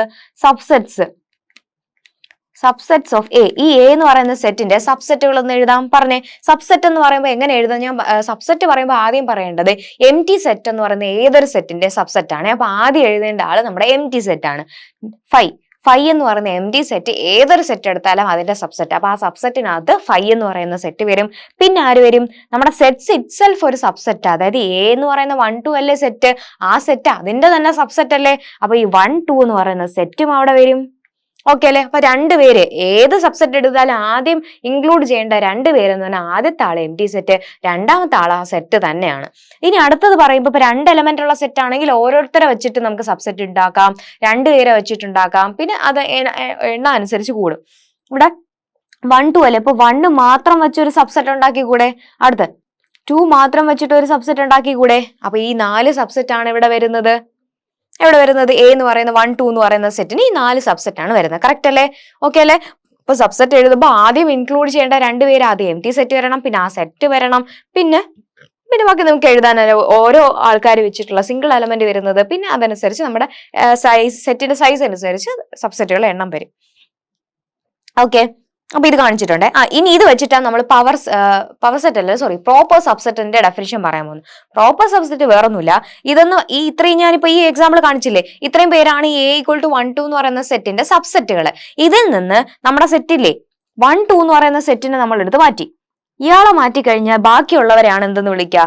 പവർ സെറ്റ് എന്ന് വിളിക്കുക. സോറി, പ്രോപ്പർ സബ്സെറ്റ് എന്ന് വിളിക്കുക. പ്രോപ്പർ സബ്സെറ്റ് അതായത് ആ സെറ്റ്, അതായത് നമ്മൾ ഏത് സെറ്റിനെയാണ് സബ്സെറ്റുകൾ എഴുതാൻ പോകുന്നത് ആ സെറ്റ് ഉൾപ്പെടുത്താത്ത ബാക്കിയുള്ള സബ്സെറ്റുകളെ നമ്മൾ പ്രോപ്പർ സബ്സെറ്റ് എന്ന് വിളിക്കും. ഓക്കെ അല്ലെ? അപ്പൊ M T set, set 1, set 2 ഇതാണ് എന്ത്? പ്രോപ്പർ സബ്സെറ്റുകൾ എന്ന് പറയുന്നത്. അപ്പൊ സബ്സെറ്റ് ഓഫ് എ എഴുതി. ഇനി ഇതിന്റെ തന്നെ പ്രോപ്പർ സബ്സെറ്റ് എഴുതാൻ പറഞ്ഞാൽ പ്രോപ്പർ സബ്സെറ്റ് എഴുതാൻ പറഞ്ഞാൽ ആരെയൊക്കെ എഴുതണം? എം ടി സെറ്റ് എഴുതുക, സെറ്റ് 1 എഴുതുക, സെറ്റ് 2 എഴുതുക. സെറ്റ് 1 2 വരുമോ? ഇല്ല. കാരണം ഈ സെറ്റ് 1 2 എന്ന് പറയുന്നത് എ എന്ന് പറയുന്ന സെറ്റ് ഇറ്റ് സെൽഫ് ആണ്. ആ സെറ്റിനെ മാറ്റിയിട്ട് ബാക്കിയുള്ളവരെയാണ് പ്രോപ്പർ സബ്സെറ്റ് എന്ന് വിളിക്കുന്നത്. കാര്യം മനസ്സിലായോ? ഓക്കെ അല്ലേ? ഒരു സെറ്റ് എഴുതിയിട്ട് അതിന്റെ സബ്സെറ്റ് എഴുതാൻ പറഞ്ഞാൽ ഓക്കെ ആണല്ലോ. എം ടി സെറ്റ് എഴുതുക, സെറ്റ് ഇറ്റ് സെൽഫ് ഒരു സബ്സെറ്റ് ആണ്, പിന്നെ ഒരു സിംഗിൾ എലമെന്റ് വെച്ചിട്ടുള്ളത്, പിന്നെ എണ്ണം അനുസരിച്ച് മാറും. ഇനി പ്രോപ്പർ സബ്സെറ്റ് എഴുതാൻ പറഞ്ഞാൽ ഇതിൽ നിന്ന് ആരെ മാറ്റണം? നമ്മുടെ ക്വസ്റ്റ്യനിലെ സെറ്റ് എന്താണ് ആ സെറ്റിനെ പിടിച്ച് മാറ്റുക. ബാക്കിയുള്ള എല്ലാവരും പ്രോപ്പർ സബ്സെറ്റിനകത്ത് വരും. ഓക്കെ അല്ലേ? ഓക്കെ, അപ്പോൾ ആ എക്സാമ്പിൾ ഇവിടെ കൊടുത്തിട്ടാണ്. 1 2ന്റെ എക്സാമ്പിൾ ദ പ്രോപ്പർ സബ്സെറ്റ് എഴുതിയിട്ടുണ്ട്. വായിച്ചു നോക്കണേ. പ്രോപ്പർ സബ്സെറ്റിന്റെ ഡെഫിനിഷൻ വായിച്ചു നോക്കണം. When A set A is a subset of a set B but A not equal to B. ഇത്രയേ ഉള്ളൂ. പ്രോപ്പർ സബ്സെറ്റ് എന്ന് വിളിക്കണമെങ്കിൽ എ ഉറപ്പായിട്ട് സബ്സെറ്റ് ആയിരിക്കണം, പക്ഷേ എ എന്താകാൻ പാടില്ല? ബിക്ക് ഈക്വൽ ആവാൻ പാടില്ല. അത്രയേ ഉള്ളൂ. ഓക്കെ ആണല്ലോ? അതാണ് പ്രോപ്പർ സബ്സെറ്റിന്റെ ഡെഫിനിഷൻ. അടുത്തത് ഈക്വൽ സെറ്റ്. ഇതുപോലെ വരുന്നതാണ് ഈക്വൽ സെറ്റ്. ഞാൻ വേഗം പറഞ്ഞു പോവാണ്. ഡെഫിനിഷൻ തന്നെയല്ലേ? എല്ലാത്തിന്റെയും ഡെഫിനിഷൻസും എക്സാമ്പിൾസ് ഒക്കെ ഇവിടെ കൊടുത്തിട്ടുണ്ട്. പിന്നെ ഞാൻ പറയുന്ന കാര്യങ്ങൾ ആഡ് ഓൺ ചെയ്ത് എഴുതിക്കോണം. ഈക്വൽ സെറ്റ് എന്ന് പറഞ്ഞാൽ വേറൊന്നുമില്ല, ഒരുപോലെ ഇരിക്കുന്ന സെറ്റ്, ഐഡന്റിക്കൽ ആയിട്ടുള്ള രണ്ട് സെറ്റുകളെ ഈക്വൽ സെറ്റ് അല്ലേ, അതായത് ഐഡന്റിക്കൽ എലമെന്റ്സ് ആയിരിക്കണം. ഞാൻ നേരത്തെ പറഞ്ഞിട്ടുണ്ട്, ആ സെറ്റ് എന്ന് പറഞ്ഞാൽ അൺഓർഡേർഡ് അല്ലേ. അപ്പൊ സെറ്റ് ഈക്വൽ ആകാൻ ഇതിപ്പോ ഒന്നാമത് ഒരു സെറ്റില് 1 ഫസ്റ്റ് പൊസിഷനിൽ ഉണ്ടെങ്കിൽ അടുത്തേലും ഫസ്റ്റ് പൊസിഷനിൽ തന്നെ വരണം എന്നൊന്നുമില്ല. ഇവിടെ ഉള്ള എല്ലാവരും അപ്പുറത്തുണ്ടോ എന്ന് മാത്രം നിങ്ങൾ നോക്കിയാൽ മതി. അതാണ് ഈക്വൽ സെറ്റ് എന്ന് പറയുന്നത്. അപ്പൊ ഈക്വൽ സെറ്റ് എന്ന് പറഞ്ഞാൽ 2 set A and B are equal. 2 set എയും ബി എന്ന് പറഞ്ഞാൽ 2 സെറ്റ് ഈക്വൽ ആവണമെങ്കിൽ ദേ കണ്ടെയ്ൻ ഐഡന്റിക്കൽ എലമെന്റ്സ്. അവർക്ക് എന്തുണ്ടാവണം? ഐഡന്റിക്കൽ എലമെന്റ്സ് ഉണ്ടാവണം. നോക്കിയാൽ ഇവിടെ എക്സാമ്പിൾ കൊടുത്തിരിക്കുന്നത് 1AD4 എന്ന് പറയുന്ന ഒരു സെറ്റും 4AD1 എന്ന് പറയുന്ന സെറ്റും ഈക്വൽ ആണെന്ന് അവർ പറഞ്ഞിട്ടുള്ളത്. ഈക്വൽ ആണോടെ നോക്കിയോ? ഈ 2 സെറ്റിലും എലമെന്റ്സ് സെയിം ആണോ ഉള്ളത്? എക്സ്ട്രാ ഒന്നും ആരും വരാൻ പാടില്ല, സെയിം എലമെന്റ്സ് ആയിരിക്കണം. നോക്കിയേ, എയിൽ 1 ഉണ്ട്, ബിയിലും 1 ഉണ്ട് അല്ലെ. ഇവിടെ എ ഉണ്ട്, ഡി ഉണ്ട്, ഇവിടെ 4 ഉണ്ട്, എല്ലാവരും ഉണ്ട്. അപ്പൊ എയും ബിയും ഈക്വൽ അല്ലേ. അപ്പൊ എ ഈക്വൽ ടു ബി എന്ന് എഴുതിക്കൂടെ? ഓക്കെ, അപ്പൊ 2 സെറ്റ് ഈക്വൽ ആവണമെങ്കിൽ രണ്ടിലെയും എന്താണ്? സെയിം എലമെന്റ്സ് ആണ് വരേണ്ടത്. സെയിം എലമെന്റ്സ് ആണ് വരേണ്ടത്. ഓർഡർ മാറ്റർ ചെയ്യുന്നില്ല. ഓക്കെ അല്ലെ? ഈക്വൽ സെറ്റ് എന്താന്ന് മനസ്സിലായോ? ഓർഡർ എങ്ങനെ എഴുതിയാലും കുഴപ്പമില്ല, ഇവിടെ ഉള്ള ആൾ തന്നെ അപ്പുറത്തും വരണം. ഓക്കെ അല്ലെ? എക്സ്ട്രാ വരാമെന്നല്ല, സെയിം ആയിരിക്കണം. ഓക്കെ, പ്രോപ്പർ സബ്സെറ്റ് പഠിച്ചു. ഇനി ഏറ്റവും ഇമ്പോർട്ടന്റ് ആയിട്ടുള്ള ഈ പവർ സെറ്റ് ഭയങ്കര ഇമ്പോർട്ടന്റ് ആണ്. പവർ സെറ്റിൽ നിന്നൊക്കെ ക്വസ്റ്റ്യൻസ് ചോദിക്കും. പ്രീവിയസ് ഇയറിലൊക്കെ ചോദിച്ചിട്ടുള്ളതാണ്. പവർ സെറ്റ് എന്ന് പറയുമ്പോൾ ഒന്നുമില്ല, പവർ ഉള്ള ആള്. ആ വേർഡ് കേൾക്കുമ്പോൾ തന്നെ അറിയാം, പവർ, ഏറ്റവും പവർ ഉള്ള ആളാ. ഒന്നുമില്ല, ഒരു സെറ്റിനെ സബ്സെറ്റുകളുടെ എല്ലാം കൂടെ കളക്ഷനാണ് നമ്മൾ പവർ സെറ്റ് എന്ന് വിളിക്കുന്നത്. ഓക്കെ അല്ലെ? അപ്പൊ ഒരു സെറ്റ് എന്താ നമ്മൾ പഠിച്ചു, ആ സെറ്റിന്റെ സബ്സെറ്റ് എഴുതാൻ പഠിച്ചു. ഈ സബ്സെറ്റുകളെല്ലാം കൂടെ പിടിച്ചിട്ട് ഒരു സെറ്റ് ഉണ്ടാക്കിയ ആ സെറ്റിനെയാണ് എന്തെന്ന് വിളിക്കുക? പവർ സെറ്റ് എന്ന് വിളിക്കാം. ഇത്രയേ ഉള്ളൂ. അപ്പൊ ഇനി വായിച്ചേ, the set of all subset of A given set A is the power set of A. Okay, A എന്ന് പറയുന്ന സെറ്റിന്റെ സബ്സെറ്റുകളുടെ സെറ്റിനെയാണ് എന്തെന്ന് വിളിക്കുക? പവർ സെറ്റ് എന്ന് വിളിക്കുക. അതിനെ ഡിനോട്ട് ചെയ്യുന്നത് നമ്മൾ പി ഓഫ് എ എന്നാണ് ഡിനോട്ട് ചെയ്യുന്നത്. എ എന്ന് പറയുന്ന സെറ്റിന്റെ പവർ സെറ്റിനെ പി ഓഫ് എ എന്ന് ഡിനോട്ട് ചെയ്യും. ഇവിടെ എക്സാമ്പിൾ കൊടുത്തിട്ടുണ്ട് കണ്ടോ. നേരത്തെ ചെയ്ത് നമ്മൾ എ ബി ചെയ്തു, അല്ല 1 2 ആണ് ചെയ്തത്. ഇവിടെ എ ബി കൊടുത്തിട്ടുണ്ട്. എല്ലാം ഒന്ന് തന്നെ. അപ്പൊ A equal to A B എന്ന് പറയുന്ന ഒരു സെറ്റ് ഉണ്ട്. അങ്ങനെയാണെങ്കിൽ പവർ സെറ്റിനകത്ത് ആരൊക്കെ വരും? കറക്റ്റ് ആണ്, ഇവർ എഴുതിക്കുന്ന കറക്റ്റ് ആണെന്ന് നോക്കിയ സെറ്റിനകത്ത് ആദ്യം എം ടി സെറ്റ് ഉണ്ടോ? ഉണ്ട്. ഇനി നമ്മുടെ സെറ്റ് എ ബി ഉണ്ടോ? ഉണ്ട്. പിന്നെ സിംഗിൾ എലമെന്റ്സ് എ ഉണ്ട്, ബി ഉണ്ട്. അപ്പൊ എല്ലാവരും ആയല്ലോ. അപ്പൊ സബ്സെറ്റ് എല്ലാം കൂടെ എഴുതി വെച്ചാൽ എല്ലാ സബ്സെറ്റും ഉണ്ട് അല്ലെ, ഓൾ സബ്സെറ്റ്സ്. ഓക്കെ, ഈ സെറ്റിന്റെ അകത്ത് എ എന്ന് പറയുന്ന സെറ്റിന്റെ എല്ലാ സബ്സെറ്റുകളും ഇതിനകത്ത് വരുന്നുണ്ട്. അപ്പൊ ഇതാണ് എന്ത്? Power set. ഓക്കെ അല്ലേ? ഇനി നോക്കി വേറെ എക്സാമ്പിൾ കൊടുത്തിട്ടുണ്ടോ? എം ടി സെറ്റിന്റെ പവർ സെറ്റ് എന്ന് പറഞ്ഞാൽ സെറ്റ് 5 ആണ്. എം ടി സെറ്റിനകത്ത് ആരും ഇല്ലല്ലോ, അപ്പൊ അതിന്റെ പവർ സെറ്റ് എന്ന് പറഞ്ഞാൽ സെറ്റ് 5 ആണ്. ഇനി സെറ്റ് 5യുടെ പവർ സെറ്റ് ചോദിച്ചാൽ, സെറ്റ് 5യുടെ പവർ സെറ്റ്, അതെ, ഇതൊരു സെറ്റ് ആയിട്ട് വിചാരിക്കുക. സെറ്റ് 5 എന്ന് പറയുന്ന ഒരാളുടെ പവർ സെറ്റ് ചോദിച്ചാൽ അതിനകത്ത് എം ടി സെറ്റ് 5 കാണും, ആ സെറ്റ് 5 ആയതുകൊണ്ട് അതും കാണും. ഓർത്തോണേ, കണ്ട ആ വ്യത്യാസം മനസ്സിലായോ? അപ്പൊ എം ടി സെറ്റിന്റെ പവർ സെറ്റ് ചോദിച്ചാൽ സെറ്റ് 5 മാത്രമേ ഉള്ളൂ. ഇനി സെറ്റ് 5 എന്ന് പറയുന്നത് അത് വേറെ ആളാ, എം ടി സെറ്റ് അല്ല, സെറ്റ് 5 ആ ചോദിച്ചിരിക്കുന്നത്. സെറ്റ് 5യുടെ പവർ സെറ്റ് ചോദിച്ചാൽ സെറ്റ് ബ്രാക്കറ്റിനകത്ത് എന്തൊക്കെ വരും? എം ടി സെറ്റ് 5 വരും, ആ സെറ്റ് 5 കൂടെ ചേർന്ന് വരും. കറക്റ്റ് അല്ലേ? അപ്പൊ നോക്കി വെച്ചോണം. അപ്പൊ മനസ്സിലായോ? ഓക്കെ അല്ലെ? സെറ്റ് എന്താന്ന് പഠിച്ചു, സബ്സെറ്റ് പഠിച്ചു, എന്താണ് പ്രോപ്പർ സബ്സെറ്റ് പഠിച്ചു, പവർ സെറ്റ് പഠിച്ചു. സെറ്റ് അറിയാം, സബ്സെറ്റ് എല്ലാം അറിയാം അല്ലെ? എല്ലാ സബ്സെറ്റും വന്നു കഴിഞ്ഞാൽ എന്താണ്? സബ്സെറ്റ് എഴുതാൻ അറിയാം. ആ സബ്സെറ്റുകളെ എല്ലാം കൂടെ കളക്ട് ചെയ്ത് ഒരു സെറ്റ് ഉണ്ടാക്കിയാൽ അത് പവർ സെറ്റ് ആയി. ഇതിൽ നിന്ന് നമ്മുടെ ആ സെറ്റ് മാത്രം മാറ്റി കഴിഞ്ഞാൽ എന്താ പ്രോപ്പർ സബ്സെറ്റ് ആയി. ഇത്രയൊക്കെ നമ്മൾ നോക്കി. ഓക്കെ അല്ലെ? പിന്നെ സൈസ് എന്താന്നൊക്കെ പഠിച്ചു, വെൻ ഡയഗ്രം വരയ്ക്കാൻ പഠിച്ചു.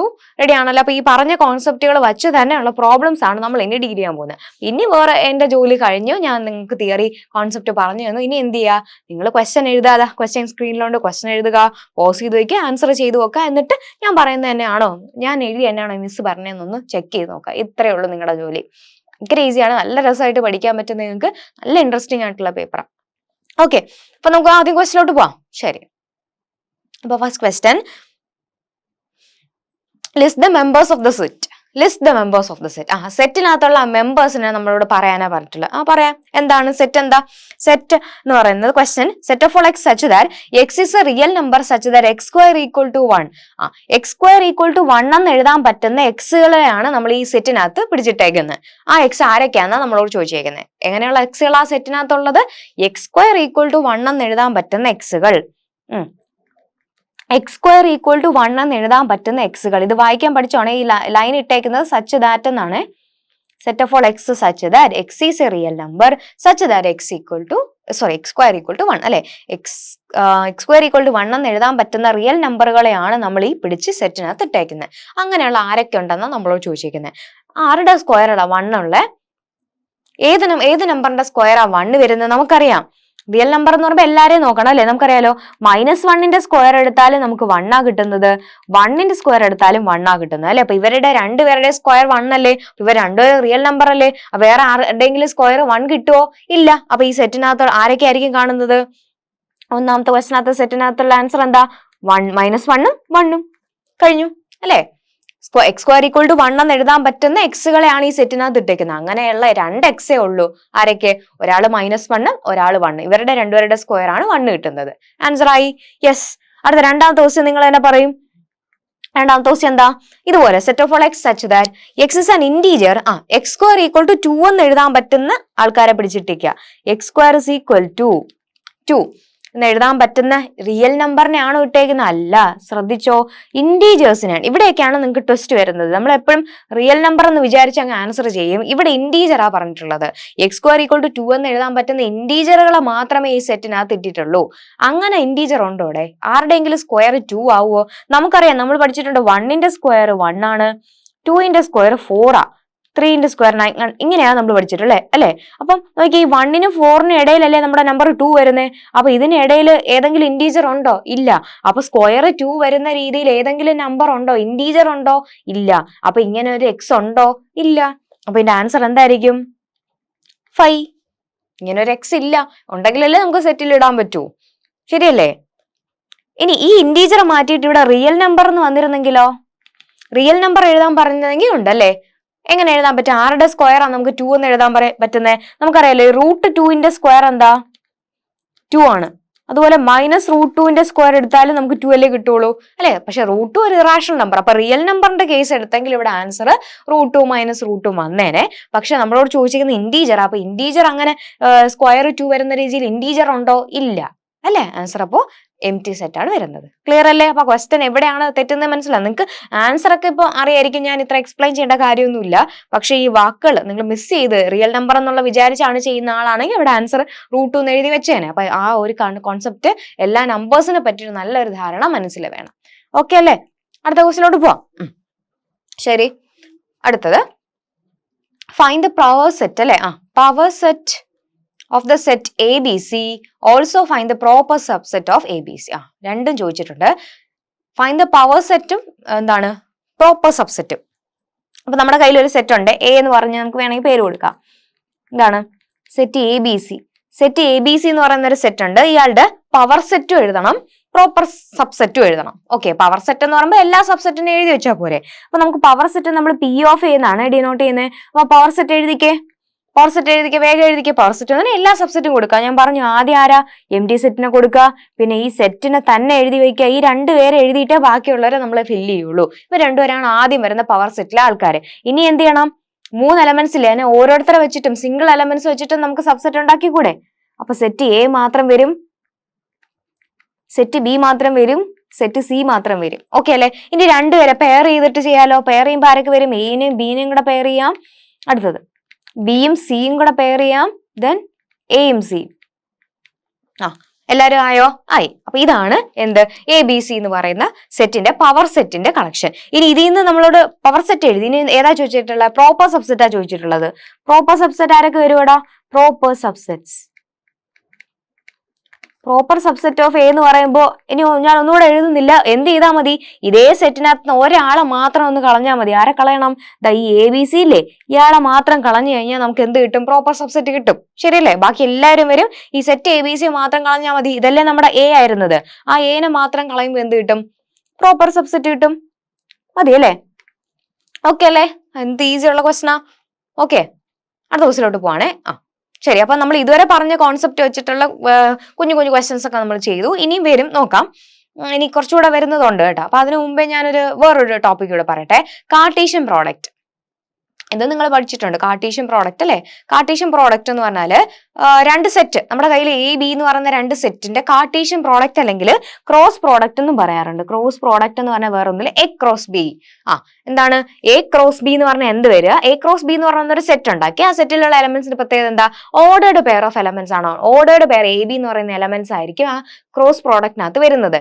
അതില് എ എന്ന് പറയുന്ന ആള് ക്യാപിറ്റൽ എ എന്ന് പറയുന്ന സെറ്റിലും ബി എന്ന് പറയുന്ന ആള് ക്യാപിറ്റൽ ബി എന്ന് പറയുന്ന സെറ്റിലെ എലമെന്റും ആയിരിക്കും. ഓക്കെ, ഇത്രയേ ഉള്ളൂ. അപ്പൊ ആ ഡെഫിനിഷൻ ഒന്ന് നോക്കിക്കേ. A B എന്ന് പറയുന്ന രണ്ട് സെറ്റ് നമ്മുടെ കയ്യിലുണ്ട്. അത് അയാളുടെ കാർട്ടീഷ്യൻ പ്രോഡക്റ്റ് അല്ലെങ്കിൽ ക്രോസ് പ്രോഡക്റ്റ് എന്ന് പറഞ്ഞാൽ A ക്രോസ് B എന്ന് പറഞ്ഞാൽ ഒന്നുമില്ല, സെറ്റിനകത്ത് A B such that A belongs to A, B belongs to B. കണ്ടോ? ഓർഡേർഡ് പെയർ A B ആണ്. A B എന്ന് പറയുന്ന ഓർഡേർഡ് പെയറിൽ വരുന്ന എലമെന്റ്സ് ആയിരിക്കും A ക്രോസ് B എന്ന് പറയുന്ന കാർട്ടീഷ്യൻ പ്രോഡക്റ്റിനകത്ത് വരുന്നത്. സച്ച് ദാറ്റ് അതിൽ ആദ്യത്തെ ആള് എ എവിടെ കാണും? എ എന്ന് പറയുന്ന സെറ്റിൽ കാണും. രണ്ടാമത്തെ ആള് ബി എവിടെ കാണും? ബി എന്ന് പറയുന്ന സെറ്റിൽ കാണും.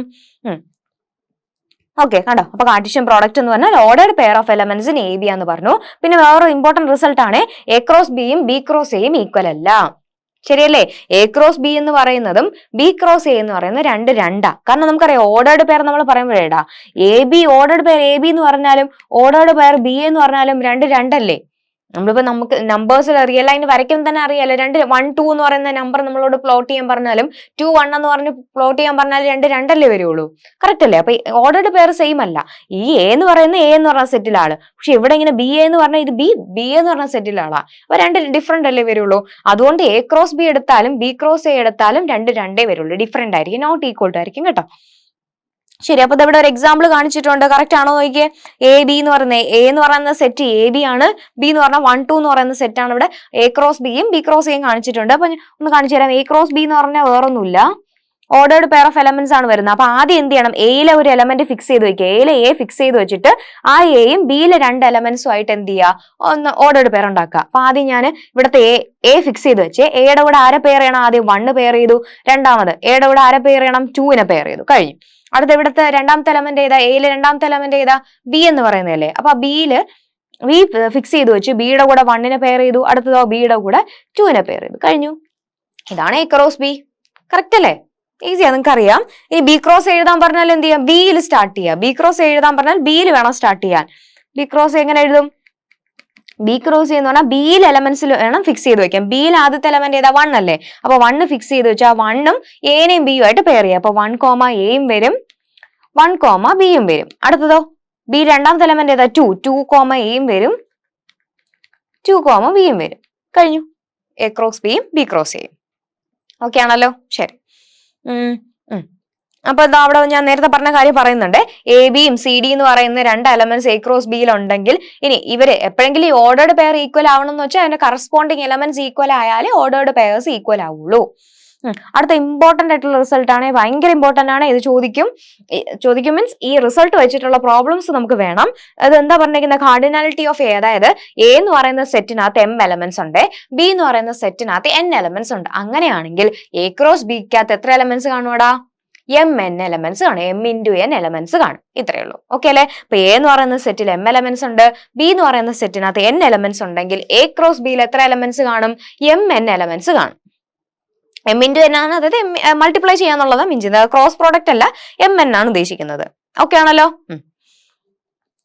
ശരി. അപ്പൊ കാർട്ടീഷ്യൻ പ്രോഡക്റ്റ് നമ്മൾ 2 സെറ്റിന്റെ കേസ് പറഞ്ഞു. ഇതുപോലെ കാർട്ടീഷ്യൻ പ്രോഡക്റ്റ് നമുക്ക് n സെറ്റ്സിനും എന്ത് ചെയ്യാം? പ്രോഡക്റ്റ് എടുക്കാൻ പറ്റും അല്ലെ? അപ്പൊ അതിന്റെ ഡെഫിനിഷൻ ഇവിടെ കൊടുത്തിട്ടുണ്ട്. അത് ജസ്റ്റ് ഒന്ന് വായിച്ചിരുന്നാൽ മതി. ഇതൊന്നും പഠിക്കൊന്നും വേണ്ട, ജസ്റ്റ് നിങ്ങൾക്ക് അറിയാൻ വേണ്ടിയിട്ടാണ് കൊടുത്തിരിക്കുന്നത്. A1 മുതൽ an വരെയുള്ള സെറ്റുകളുടെ ക്രോസ് പ്രോഡക്റ്റ് അവിടെ കൊടുത്തിട്ടുണ്ട്. അപ്പൊ ഓർഡേർഡ് പെയർ A1 മുതൽ an വരെ വരും. ജസ്റ്റ് നമ്മൾ പറഞ്ഞ കാര്യം എന്നിനും ഉണ്ട് എന്നുള്ളത് കാണിച്ചെന്നേ ഉള്ളൂ. അതെ, കാർട്ടീഷ്യൻ പ്രോഡക്റ്റിന്റെ ഡെഫിനിഷൻ നമുക്ക് മോർ ദാൻ 2 സെറ്റ്സിനും കാണിക്കാൻ പറ്റും, അല്ലെങ്കിൽ എക്സ്റ്റെൻഡ് ചെയ്യാൻ പറ്റും എന്ന് കാണിക്കാൻ വേണ്ടിയിട്ട് ഡെഫിനിഷൻ കൊടുത്തു എന്നല്ലേ. ഓക്കെ അല്ലെ? അപ്പൊ ഇനി നമുക്ക് ക്വസ്റ്റ്യൻ ചെയ്യാം. ഇനിയാണ് നിങ്ങൾ ഓൺ ആവാൻ പോകുന്നത്. ഇനി അത്രയും നിങ്ങളുടെ ജോലിയാ. എന്റെ ജോലിയൊക്കെ കഴിഞ്ഞു. ഇനി കുറച്ച് ക്വസ്റ്റ്യൻ കൂടെ ചെയ്ത് ഇനി അടുത്ത നമ്മുടെ സെറ്റിന്റെ, അപ്പൊ നമ്മുടെ സെറ്റിന്റെ കോൺസെപ്റ്റ് ആണല്ലോ പഠിച്ചുകൊണ്ടിരിക്കുന്നത്. ഇനി സെറ്റ് ഓപ്പറേഷൻ, നമ്മുടെ യൂണിയൻ, ഇന്റർസെക്ഷൻ, ഡിഫറൻസ്, കോംപ്ലിമെന്റ് അവരെയൊക്കെ ഉണ്ട്. അതും കൂടെ ഒക്കെ പഠിച്ചു കഴിഞ്ഞാൽ നമ്മുടെ സെറ്റിന്റെ ബേസിക് കോൺസെപ്റ്റ് എല്ലാം ആയി. പിന്നെ അതുമായിട്ട് വരുന്ന നമ്മുടെ ലോസ് ഒക്കെ ഉണ്ടോ, സെറ്റ് ഐഡന്റിറ്റീസ് ഒക്കെ ഓർമ്മയുണ്ടോ? ഡിമോർഗൻസ് ലോ എന്നൊക്കെ പറഞ്ഞ കമ്മ്യൂട്ടേറ്റീവ് പ്രോപ്പർട്ടി, ആ പ്രോപ്പർട്ടീസും കൂടെ കവർ ചെയ്യുമ്പോഴത്തേക്ക് ഏകദേശം നമുക്ക് തീരും. അപ്പൊ ഇതുപോലത്തെ ക്വസ്റ്റ്യൻസ് ഒന്ന് വർക്ക്ഔട്ട് ചെയ്ത് കഴിഞ്ഞാൽ അത്രേ ഉള്ളൂ. ഫസ്റ്റ് ഒരു ബേസിക് ആയിട്ട് പറയുമ്പോൾ ഇത് കഴിഞ്ഞിട്ട് പിന്നെ നമ്മൾ ഫംഗ്ഷൻസും പിന്നെ ഇനി നമുക്ക് അത്യാവശ്യം ചെയ്യാൻ പറ്റുന്ന പ്രാക്ടിക്കലി അപ്ലൈ ചെയ്യാൻ പറ്റുന്ന പ്രോബ്ലംസ് ഒക്കെ പഠിക്കും കേട്ടോ. ഇതിന്റെയൊക്കെ ആപ്ലിക്കേഷൻ വരുന്നുണ്ട്, ഭയങ്കര ഇൻട്രസ്റ്റിംഗ് ആണ്. അതപ്പോൾ അടുത്ത വീഡിയോസിലൊക്കെ നമുക്ക് കാണാൻ പറ്റും. ശരി, അപ്പൊ അടുത്ത ക്വസ്റ്റ്യൻ ചെയ്യാം. Okay, first question, let A = 2, 3, 4 എന്ന് പറയുന്ന സെറ്റ് ഉണ്ട്, ബി എന്ന് പറഞ്ഞാൽ 4, 5 എന്ന് പറഞ്ഞാൽ വേറൊരു സെറ്റ് ഉണ്ട്. ഫൈൻഡ് എ ക്രോസ് ബി വേണം, ബി ക്രോസ് എ വേണം, ബി സ്ക്വയർ വേണം. Okay, A cross B, B cross A, B square, ഇത് മൂന്നും കണ്ടുപിടിക്കാനാണ് പറഞ്ഞിട്ടുള്ളത്. അപ്പൊ വേഗം ചെയ്യാം. എന്ന് പറഞ്ഞാൽ ആദ്യം നമുക്ക് എ ക്രോസ് ബി ആ വേണ്ടത് അല്ലെ. എ ക്രോസ് ബി എന്ന് പറയുമ്പോൾ നോക്കിയേ, അപ്പൊ നമ്മൾ ചെയ്തതേ ഉള്ളൂ. ഇപ്പൊ വേഗം പറഞ്ഞ എങ്ങനെ ചെയ്യും? എ ക്രോസ് ബി എന്ന് പറഞ്ഞാൽ ആദ്യത്തെ ഓർഡർ പെയറിൽ ആദ്യത്തെ 2നെ ഫിക്സ് ചെയ്ത് വെച്ചിട്ട് ആ 2ഉം 4ഉം 5ഉം ആയിട്ട് പെയർ ചെയ്യാം. അപ്പൊ 2, 4 then 2, 5. അടുത്ത 3 ഫിക്സ് ചെയ്ത് വെച്ചു അല്ലെ. 3യെ ഫിക്സ് ചെയ്ത് വെക്കുമ്പോഴത്തേക്കും 3, 4ഉം 3, 5ഉം. ഓക്കെ, അടുത്ത 4 ഫിക്സ് ചെയ്ത് വെച്ചിട്ട് 4, 4ഉം 4, 5ഉം. ഇതാണ് എ ക്രോസ് ബി, കഴിഞ്ഞു. ഓക്കെ, അടുത്ത ക്വസ്റ്റ്യൻ എന്താ? B cross A. B cross, നിങ്ങൾ വിചാരിക്കും ഇതൊക്കെയാണോ മിസ്സേ ചോദിക്കുന്നതെന്ന് വെച്ചാൽ ചോദിക്കും കേട്ടോ. ഇങ്ങനത്തെ ക്വസ്റ്റ്യൻസും ക്രോസ് പ്രോഡക്റ്റ് കണ്ടുപിടിക്കാനും പ്രോപ്പർ സബ്സ്റ്റന്റ് ക്വസ്റ്റൻ ഒക്കെ നമുക്ക് വരും. ഓക്കെ, അതുകൊണ്ട് ഇങ്ങനെ നിങ്ങൾ ഓൾറെഡി പഠിച്ചതല്ലേ, ഇതൊക്കെ ചോദിക്കുമെന്ന് ചോദിച്ചാൽ ബേസിക് ആയിട്ട് ഇതിൽ നിന്നും ക്വസ്റ്റ്യൻസ് ഉണ്ട്. കാരണം നമ്മുടെ തിയറം ഫസ്റ്റ് മൊഡ്യൂളിനകത്ത് സെറ്റ്, റിലേഷൻ, ഫംഗ്ഷൻ 3ആയിട്ടാണ് തിരിച്ചിരിക്കുന്നത്. അപ്പൊ ഈ ഒരു പോർഷനിൽ നിന്ന് ചോദിക്കാനുള്ള ക്വസ്റ്റ്യൻസ് ഇതിൽ ഇൻക്ലൂഡ് ചെയ്യാം അല്ലേ. അപ്പൊ അതുകൊണ്ട് വെറുതെ ഇത് വേണ്ടാന്നുള്ള രീതിയിൽ വിചാരിക്കരുത്. ഇതെല്ലാം ചെയ്ത് തന്നെ പഠിക്കുക. കാരണം പുതിയതായിട്ടല്ലല്ലോ, നമ്മൾ പഠിച്ച കാര്യം ഒന്ന് റീകളക്ട് ചെയ്തിട്ട് ചെയ്യുമ്പോൾ നിങ്ങൾക്ക് അതിന്റെ ഹാപ്പിനെസ് ഇല്ലേ, ഇതൊക്കെ ഞാൻ പഠിച്ചല്ലേ, എനിക്ക് എപ്പോഴും ചെയ്യാൻ പറ്റുന്നുണ്ടെന്നൊരു കോൺഫിഡൻസ് നിങ്ങൾക്ക് കിട്ടും. ഈ ഒരു ബേസ് ഒന്ന് സെറ്റ് ആക്കി വെക്കുമ്പോൾ ഇതിന്റെ അഡ്വാൻസ്ഡ് ആയിട്ടുള്ള ടോപ്പിക്കിൽ നമ്മൾ കിടക്കും. അപ്പൊ ഇതിൽ എന്തെങ്കിലും കൺഫ്യൂഷൻ വന്നു കഴിഞ്ഞാൽ പിന്നെ അത് കേൾക്കുമ്പോൾ നിങ്ങൾക്ക് ആകെ ഒരു വല്ലായ്ക വരും. അതിനേക്കാളും ഇപ്പോഴേ നല്ലപോലെ ചെയ്തു പോകുന്നത് നല്ലത്. ശരി, ഓക്കെ, ബി ക്രോസ് എന്ന് പറയുമ്പോൾ ബി ക്രോസ് പറയുമ്പോഴേ ബി ആണ് ഫിക്സ് ചെയ്ത് വെക്കുന്നത്. ബിയിലെ 4നെ ഫിക്സ് ചെയ്തിട്ട് 4, 2 ഉണ്ട്, ദെൻ 4, 3, 4, 4, അതുപോലെ 5, 2 ആണ്, 5, 3, 5, 4. ഇതേ ഉള്ളൂ ബി ക്രോസ്. ഓക്കെ, അല്ലായോ? ഒന്നുകൂടെ ഉണ്ട് അല്ലെ, ബി സ്ക്വയർ കൂടെ ചോദിച്ചിട്ടുണ്ട്. ബി സ്ക്വയർ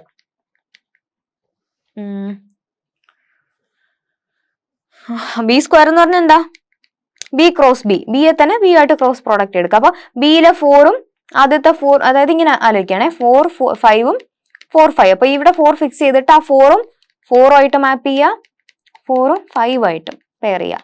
അടുത്ത 5 4ഉം 5 5. ഓക്കെ, 3 ചോദിച്ചിട്ടുള്ളൂ. ഇതിപ്പോ ഏത് ചോദിച്ചാലും നിങ്ങൾക്ക് എഴുതാൻ പറ്റും. ഞാൻ ജസ്റ്റ് ഒരു എക്സാമ്പിൾ കാണിച്ചു തന്നേ ഉള്ളൂ. ഓക്കെ, അടുത്ത ക്വസ്റ്റ്യൻ പോവാം.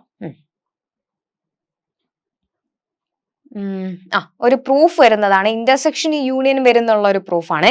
അപ്പൊ നമുക്ക് ആ യൂണിയൻ ഇന്റർസെക്ഷൻ ആ പ്രോപ്പർട്ടി കൂടെ പഠിച്ചിട്ട് അത് എഴുതാം. അപ്പൊ നിങ്ങൾക്ക് ഒരു ക്ലാരിറ്റി കിട്ടുമല്ലോ. ഇത് വേണമെങ്കിൽ ഇപ്പൊ ചെയ്യാം, ഇത് ചെയ്യാം അല്ലെ. ഇത് ചെയ്ത് നോക്കാം. ഒന്നുമില്ല. Let A B a set, ഇതൊരു പ്രൂഫ് പോലത്തെയാണ്. ഷോ ദാറ്റ് അല്ലെ. Let A B a set show that 5 cross A equal to A cross 5 equal to 5. A എന്ന് പറയുന്ന സെറ്റ് കയ്യിലുണ്ട്. 5 ക്രോസ് എ എന്ന് പറയുന്നതും എ ക്രോസ് 5 എന്ന് പറയുന്നത് 5, അതായത് എം ടി സെറ്റ് ആണ് ഈ 5 എന്ന് ഉദ്ദേശിക്കുന്നത്. 5 ആണെന്ന് കാണിക്കാനാ പറഞ്ഞിട്ടുള്ളത്. ഷോ ദാറ്റ്, അപ്പൊ നമ്മളോട് പ്രൂവ് ചെയ്യാനാ പറഞ്ഞിട്ടുള്ളത് അല്ലെ. അപ്പൊ ആദ്യം നോക്കാം എന്താണ് ഈ 5 ക്രോസ് എന്ന് എഴുതി നോക്കാം. 5 ക്രോസ് എന്ന് പറഞ്ഞാൽ എന്താ ശരിക്കും നമുക്കറിയാം. ക്രോസ് പ്രൊഡക്റ്റ് എന്ന് പറഞ്ഞ ഒരു എക്സ് വൈ എന്ന് പറയുന്ന ഒരു ഓർഡേർഡ് പെയർ ആണ്. സച്ച് ദാറ്റ് ഈ എക്സ് എന്ന് പറയുന്നത് എവിടത്തെ എലമെന്റാ, നമ്മുടെ 5 എലമെന്റ് ആണ്. വൈ എന്ന് പറയുന്നത് എവിടത്തെ എലമെന്റാ, എയിൽ എലമെന്റാ. ഇങ്ങനെയല്ല ഡെഫിനിഷൻ വരുന്നത്. കറക്റ്റ് അല്ലേ. 5 ക്രോസ് എന്ന് വെച്ചാൽ എക്സ് വൈ എന്ന് പറയുന്ന ഓർഡേർഡ് പെയർ ഓഫ് എലമെന്റ്സ് ആണ് ആ ക്രോസ് പ്രോഡക്റ്റിനകത്ത് വരുന്നത്. അതിൽ എക്സ് എവിടത്തെ എലമെന്റാ, 5 എലമെന്റാ. വൈ എവിടത്തെ എലമെന്റാ, എയിൽ എലമെന്റാ. കറക്റ്റ് അല്ലേ. ഇനി നോക്കിക്കേ, നമ്മളോട് പറഞ്ഞിരിക്കുന്നത് എക്സ് ബിലോങ്സ് ടു 5. ഇങ്ങനെ ഒരു എലമെന്റ് ഉണ്ടോ? 5 എന്ന് പറഞ്ഞാൽ എന്താ ശരിക്കും? Empty set. Empty സെറ്റിൽ ആരെങ്കിലും ഉണ്ടോ? ഇല്ല. എം ഡി സെറ്റിൽ എലമെന്റ്സ് ഇല്ല എന്നല്ലേ. അപ്പൊ ഇങ്ങനെ ഒരു എക്സ് നമുക്ക് അവിടെ നിന്ന് കണ്ടുപിടിക്കാൻ പറ്റുമോ? ഇല്ല. അപ്പൊ അങ്ങനെ ഒരു ഓർഡേർഡ് പെയർ ചെയ്യുമ്പോഴത്തേക്ക് ആദ്യത്തെ ഒരു എലമെന്റ് ഇല്ലെങ്കിൽ നമുക്ക് അങ്ങനെ ഒരു പെയർ ഉണ്ടാക്കാൻ പറ്റുമോ? ഇല്ല. അപ്പോ ഈ 5 ക്രോസ് എയിൽ ആരെങ്കിലും ഉണ്ടോ? ഇല്ല. അപ്പൊ ആൻസർ എം ഡി സെറ്റ് അല്ലേ വരുള്ളൂ. ജസ്റ്റ് ഇത് കാണുമ്പോൾ തന്നെ നമുക്ക് ആൻസർ അറിയാം. പക്ഷെ അതൊന്ന് എഴുതി വലിപ്പിക്കുക എന്നുള്ളതേ ഉള്ളൂ. കാര്യം മനസ്സിലായോ? എക്സ് എവിടെ നിന്ന് എടുക്കണം എന്നാ പറഞ്ഞത്? എം ടി സെറ്റിൽ നിന്ന് എടുക്കണം എന്നാ പറഞ്ഞത്. എം ടി സെറ്റിനകത്ത് ആരെങ്കിലും ഉണ്ടെങ്കിലല്ലേ നമുക്ക് എടുക്കാൻ പറ്റും അല്ലെ. എം ടി സെറ്റിൽ എലമെന്റ്സ് ഇല്ലല്ലോ. അപ്പൊ അങ്ങനെ ഒരു എക്സ് എടുക്കാൻ പറ്റത്തില്ല. അപ്പൊ ഒരു ഓർഡർ പെയർ ഫോം ചെയ്യാൻ പറ്റത്തില്ല. അപ്പൊ 5 ക്രോസ് എയിൽ ആരും ഇല്ല. എം ടി അല്ലേ ആൻസർ വരുള്ളൂ. അപ്പൊ ഇതൊന്ന് എഴുതണം അല്ലെ. സിൻസ്, അപ്പൊ എന്ത് പറയാം? സിൻസ് 5 ഹാസ് നോ എലമെന്റ്സ് അല്ലെ. എം ടി സെറ്റിനകത്ത് എലമെന്റ്സ് ഇല്ലാത്തത് കൊണ്ട് എന്ത് പറയാം? 5 എലമെന്റ്സ് ഇല്ല. There is no x such that x belongs to 5. ഈ സച്ച് ദാറ്റ് നമ്മൾ എസ് ഇട്ടിട്ട് ഇതുപോലെ 2 ഡോട്ട് ഒക്കെ എഴുതാറുണ്ട്. അല്ലെങ്കിൽ നിങ്ങൾ സച്ച് ദാറ്റ് എന്ന് എഴുതിയാലും മതി. X such that X belongs to 5. X belongs to 5. ഈ ബിലോങ്സ് ടു മറന്നു വരുത്. ഞാനങ്ങ് ഇതായിട്ട് പറഞ്ഞു പോകുന്നത് ഈ ഇങ്ങനെ ഇട്ട് കഴിഞ്ഞാൽ ഇതിന് ബിലോങ്സ് ടു എന്ന് പറഞ്ഞാൽ എക്സ് എന്ന് പറയുന്ന ആള് 5ലുണ്ട് എന്നാ പറയുന്നത്. ഓക്കെ, ആ നൊട്ടേഷൻ ഓർത്തോണേ. എക്സ് ബിലോങ്സ് ടു എന്നാണ് പറയുന്നത്. അപ്പോൾ 5 എലമെന്റ്സ് ഇല്ലാത്തത് കൊണ്ട് എക്സ് ബിലോങ്സ് ടു 5 എന്ന് പറയാൻ പറ്റുന്ന എക്സ് ഇല്ല അല്ലെ. അപ്പൊ അതുകൊണ്ട് എന്ത് പറയാൻ പറ്റും? അപ്പൊ there is no such എന്താണ് എക്സ് വൈ അല്ലെ. അങ്ങനെ ഒരു എക്സ് വൈ ഇല്ല. അപ്പോ there is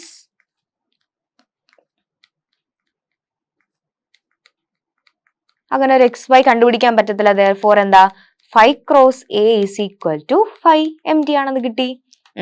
ഇനി ഇതുപോലെ ഏത് കാണിക്കണം? എ ക്രോസ് 5 കാണിക്കണം അല്ലെ. ജസ്റ്റ് ഇതേപോലെ ഒന്ന് എഴുതി വെച്ചാൽ മതി. എ ക്രോസ് 5 എങ്ങനെ വരും? എ ക്രോസ് 5 എന്ന് പറഞ്ഞാൽ ഓർഡേർഡ് പെയർ എക്സ് വൈ തന്നെയാണ്. സച്ച് ദാറ്റ് എക്സ് എവിടെ കാണൂടാ? എയിൽ എലമെന്റ് ആയിരിക്കും. വൈ എവിടത്തെ എലമെന്റ് ആയിരിക്കും? 5 എലമെന്റ് ആയിരിക്കും. ഇതേ റീസൺ തന്നെയല്ലേ താഴെയും പറയാൻ പറ്റുള്ളൂ.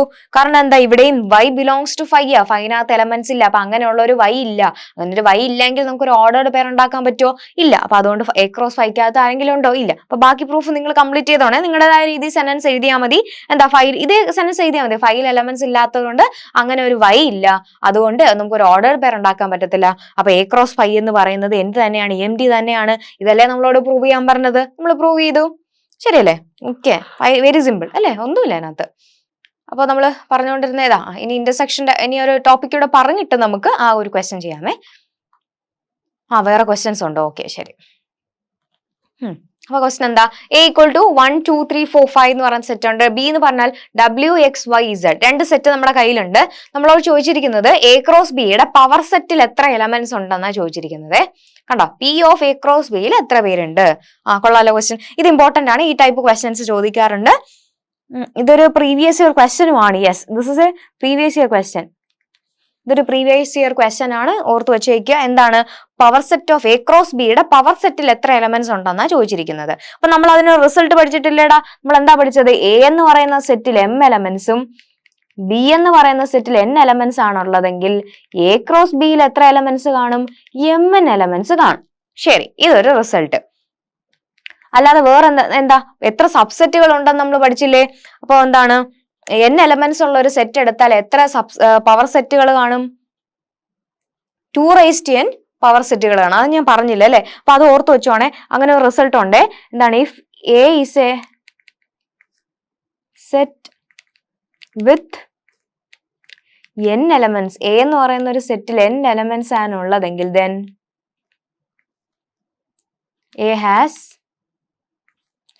2n subset.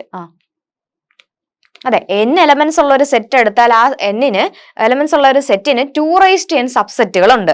2n സബ്സെറ്റുകൾ ഉണ്ട്. അപ്പൊ പവർ സെറ്റ് ഓഫ് എ എന്ന് പറഞ്ഞാൽ എന്ത് തന്നെ ആയിരിക്കും? പവർ സെറ്റ് ഓഫ് എ എടുത്താൽ അതിനകത്ത് എത്ര എലമെന്റ്സ് കാണും? 2n എലമെന്റ്സ് അല്ലേ കാണുള്ളൂ അല്ലെ? പവർ സെറ്റ് ഓഫ് എയിലും 2n എലമെന്റ്സ് അല്ലേ കാണുള്ളൂ. കറക്റ്റ് ആയി മനസ്സിലായോ നിങ്ങക്ക്? എ എന്ന് പറയുന്ന ഒരു സെറ്റിൽ n എലമെന്റ്സ് ഉണ്ട്. അങ്ങനെയാണെങ്കിൽ എത്ര സബ്സെറ്റുകളുണ്ട്? 2n സബ്സെറ്റുകളുണ്ട്. ആ സബ്സെറ്റുകളെല്ലാം കൂടെ കളക്ട് ചെയ്ത് സെറ്റ് ഉണ്ടാക്കുമ്പോഴല്ലേ നമുക്ക് പവർ സെറ്റ് കിട്ടുന്നത്. അപ്പൊ പവർ സെറ്റിനകത്ത് എത്ര പേര് കാണും? 2n ആൾക്കാർ കാണും. കറക്റ്റ് അല്ലേ? അപ്പൊ ആ ഒരു റീസൺ വെച്ചിട്ട് അപ്പൊ നമുക്ക് പറയാലോ ഈ power set of A cross ബിയിൽ എത്ര എലമെന്റ്സ് കാണും എന്ന് പറയാം.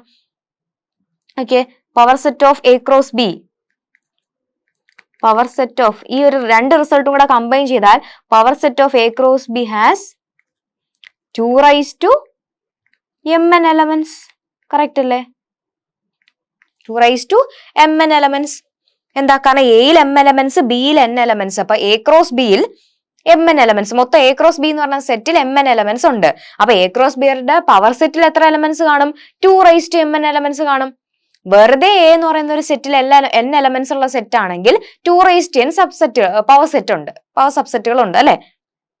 അങ്ങനെയാണെങ്കിൽ എ ക്രോസ് ബിയുടെ പവർ സെറ്റിൽ എത്ര എലമെന്റ്സ് കാണും? 2mn എലമെന്റ്സ് കാണും. കറക്റ്റ് ആണല്ലോ? അപ്പൊ ഇവിടെ നോക്കാം, എയുടെ ഓർഡർ എന്താ? ഓർഡർ ഓഫ് എ എന്ന് വെച്ചാൽ എയിൽ എത്ര എലമെന്റ്സ് ഉണ്ട്? 1 to 5 വരെയുള്ള നമ്പേഴ്സ് അല്ലേ? 5 എലമെന്റ്സ് ഉണ്ട്. ബിയിൽ എത്ര പേരുണ്ട്? 1 2 3 4 4 പേരുണ്ട്. അങ്ങനെയാണെങ്കിൽ എന്താണ്? therefore number of elements in power set of A cross ബിയുടെ പവർ സെറ്റിൽ എത്ര എലമെന്റ്സ് കാണും? എന്താണ്? 2mn, അതായത് is equal to 2 into 4 20, 220 elements കാണും. കണ്ടോ? ഇതാണ് ആൻസർ. ഓക്കെ, 220 എലമെന്റ്സ് കാണും. ഇത് റിസൾട്ട് ആയിട്ട് തന്നെ പഠിച്ചു വെച്ചോ. എ ക്രോസ് ബിയിൽ mn എലമെന്റ്സ് ഉണ്ട്. അങ്ങനെയാണെങ്കിൽ എ ക്രോസ് ബിയുടെ പവർ സെറ്റിൽ എത്ര എലമെന്റ്സ് കാണും? 2mn എലമെന്റ്സ് കാണും. മറന്നു പോകരുത്. ഓക്കെ അല്ലേ? ഭയങ്കര ഇമ്പോർട്ടന്റ് ആണ്. ഇതിൽ നിന്ന് ക്വസ്റ്റ്യൻ വരും, ഓർത്ത് വെച്ച് വെക്കണം. എന്താണ്? എ ക്രോസ് ബിയിൽ mn എലമെന്റ്സ് ഉണ്ടെങ്കിൽ എ ക്രോസ് ബിയുടെ പവർ സെറ്റിൽ എത്ര എലമെന്റ്സ് കാണും? 2mn എലമെന്റ്സ് കാണും. ഓക്കെ, അപ്പൊ അടുത്ത question, find A cube. A cube കണ്ടുപിടിക്കാനാണ്. എ ബി സി എന്ന് പറയുന്ന 3 സെറ്റുകൾ തന്നിട്ടുണ്ട്. എ ക്യൂബ് കണ്ടുപിടിക്കാനാണ് പറഞ്ഞിട്ടുള്ളത്. അപ്പൊ എ ക്യൂബ് എന്ന് പറഞ്ഞാൽ എന്താ? എ 3 times മൾട്ടിപ്ലൈ ചെയ്യണം അല്ലെ? അപ്പൊ നമുക്ക് നോക്കാൻ സ്റ്റാർട്ട് ചെയ്യാം. എ എന്ന് പറഞ്ഞാൽ A equal to set A മാത്രമേ ഉള്ളേ. ഫസ്റ്റ് പാർട്ട് എ എന്ന് പറഞ്ഞാൽ സെറ്റ് എ. നമുക്ക് വേണ്ടത് എ ക്യൂബാ. എ ക്യൂബ് കിട്ടണമെങ്കിൽ ആദ്യം എ സ്ക്വയർ കണ്ടുപിടിക്കാം. എ സ്ക്വയർ കണ്ടുപിടിച്ചിട്ടല്ലേ എ ക്യൂബ്. എ സ്ക്വയർ എന്ന് പറഞ്ഞാൽ എന്താ? A cross A. Small A ആണ്. A cross A. A cross A എന്ന് വെച്ചാൽ എന്താ? Set A cross set A. ഇതിന്റെ ക്രോസ് പ്രോഡക്റ്റ് എന്താ വരിക? സെറ്റിനകത്ത് നമ്മൾ ക്രോസ് പ്രോഡക്റ്റ് എടുത്തു കഴിഞ്ഞാൽ പിന്നെ കിട്ടുന്ന എലമെന്റ്സ് എല്ലാം ഓർഡേർഡ് പെയർസ്. അപ്പൊ ഇവിടെ ഓർഡേർഡ് പെയർ എ എന്നായിരിക്കും വരുന്നത്. കറക്റ്റ് അല്ലേ? ശരിയല്ലേ? ക്രോസ് പ്രോഡക്റ്റ് എടുത്തു കഴിയുമ്പോൾ ഓർഡേർഡ് പെയർസ്. അപ്പൊ ആദ്യത്തെ ആളും ഈ ഇവിടുത്തെ ആളും കൂടെ രണ്ടുപേരും കൂടെ ചേർത്തിട്ട് ഓർഡേർഡ് പെയർ ആക്കും.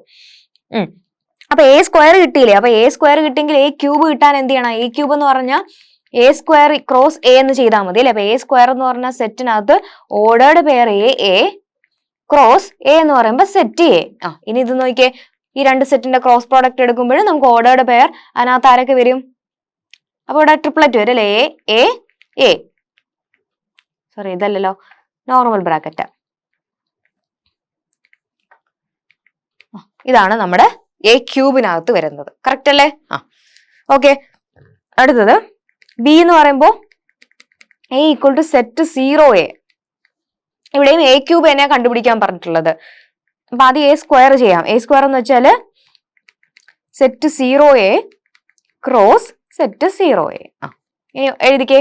സ്ക്വയർ ചെയ്ത് എഴുതുമ്പോഴത്തേക്ക് ഓർഡറുടെ പേരിനകത്ത് ഈ ആദ്യത്തെ ഒരു 0 ഫിക്സ് ചെയ്ത് വെച്ചിട്ട് ആ 0യും ബാക്കി രണ്ടുപേരായിട്ട് പെയർ ചെയ്യണം അല്ലെ. അപ്പൊ 0 0 വരും, അടുത്തത് 0A വരും, അടുത്തത് A0 വരും, A വരും. ഓക്കെ, അതാണ് എ സ്ക്വയർ. ഇനി അടുത്തത് നമുക്ക് വേണ്ടത് എ ക്യൂബ്. എ ക്യൂബ് എന്ന് പറഞ്ഞാൽ എ സ്ക്വയർ ക്രോസ് എ. അപ്പോ 0 0 ഒന്നുകൂടെ എഴുതാണ്, അതിന്റെ ആവശ്യമില്ലായിരുന്നു. 0A A0 AA ഇത്രയും പേരെ ക്രോസ് എ എന്താ സെറ്റ് എ മാത്രം അല്ലെ. എ ക്യൂബ് എന്ന് പറയുമ്പോൾ എ സ്ക്വയർ ക്രോസ് എന്നല്ലേ വരുള്ളൂ. അപ്പൊ അത്രയും ആദ്യം നമ്മൾ എഴുതിക്കുന്ന അത്രയായിരുന്നു എ ക്യൂബ്. അതിന്റെ കൂടെ എ സെറ്റ് എ ക്രോസ് ചെയ്യാൻ പോവാണ്. ഇനി വേഗം എഴുതിക്കേ. ഇനി അടുത്തത് ഇവിടെ ഓൾറെഡി ഓർഡേർഡ് പെയർ ആണ്. അപ്പൊ ഈ പെയർ എല്ലാവരുമായിട്ട് എന്ത് ചെയ്യുക, ഈ എ ക്രോസ് ചെയ്യണം അല്ലെ. അപ്പൊ 0 0 A, അടുത്ത 0A A, then A0A, then triple A അല്ലെ. ഇത്ര എലമെന്റ്സ് അല്ലേ വരുള്ളൂ. കറക്റ്റ് അല്ലേ? ഓക്കെ ആണല്ലോ. അപ്പൊ എ ക്യൂബ് കിട്ടി. അപ്പൊ അടുത്ത സി പാർട്ട് വേണമെങ്കിൽ നിങ്ങൾക്ക് ഹോംവർക്ക് ആയിട്ട് ചെയ്യാന്നുള്ളതല്ലോ, അല്ലെ നിങ്ങൾക്ക് തന്നെ ചെയ്യാന്നുള്ളതല്ലോ. ഞാൻ എഴുതി കാണിക്കണോ? സി പാർട്ട് നിങ്ങൾക്ക് ചെയ്തുകൂടെ? ഇപ്പൊ വേണമെങ്കിൽ ഓക്കെ, അതൊന്നും കാണിച്ചു തരാം, ജസ്റ്റ് ഒന്ന് കാണിച്ചു തരാം. എ എന്ന് പറയുന്നത് സെറ്റ് 1 2 ആ. അപ്പൊ എ സ്ക്വയർ എടുക്കാനായിട്ട് 1 2 ക്രോസ് 1 2. ഇപ്പൊ ഓർഡേർഡ് പേരിനകത്ത് ആദ്യം 1ഉം ബാക്കി 1ഉം ആയിട്ട് പെയർ ചെയ്യുക. അടുത്ത 1ഉം 2ഉം, അടുത്തത് 2ഉം 1ഉം, then 2ഉം 2ഉം. കഴിഞ്ഞല്ലോ. ഇപ്പൊ ഇനി എ ക്യൂബ് കിട്ടാൻ എന്ത് ചെയ്യണം? എ ക്യൂബ് കിട്ടാൻ എ സ്ക്വയറിന്റെ കൂടെ എ ക്രോസ് ചെയ്യണം. അപ്പൊ ഇതാണ് എ സ്ക്വയർ, ഇതിന്റെ കൂടെയാണ് എ ക്രോസ് ചെയ്യേണ്ടത്. അപ്പൊ ഓൾറെഡി ഇവിടെ ഫസ്റ്റ് 1 1 ഉണ്ട്, പിന്നെ ഇതിന്റെ കൂടെ ഈ 1.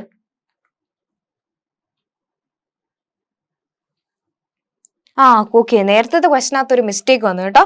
അപ്പൊ നേരത്തെ ക്വസ്റ്റൻ നമ്മൾ ക്രോസ് ചെയ്തപ്പോഴേ ഇവിടെ സെറ്റ് എ എന്നല്ലേ എടുത്തേക്കുന്നത്, സെറ്റ് എ അല്ലല്ലോ. ഞാൻ എ പാർട്ടിലോട്ട് പോയി. നമ്മുടെ എ എന്ന് പറയുന്നത് സെറ്റ് 0A ആയിരുന്നു. ഓക്കെ, അവിടെ മിസ്റ്റേക്ക് വന്നു കേട്ടോ. അവിടെ ക്രോസ് പ്രോഡക്റ്റ് സെറ്റ് 0A ആയിരുന്നു ചെയ്തുകൊണ്ടിരുന്നത്. അതായിരുന്നല്ലോ നമ്മുടെ ക്വസ്റ്റ്യൻ. ഞാനത് എ കണ്ടിട്ട് എ എഴുതി വെച്ചു. ഓക്കെ, അത് മിസ്റ്റേക്കാ. ഓക്കെ,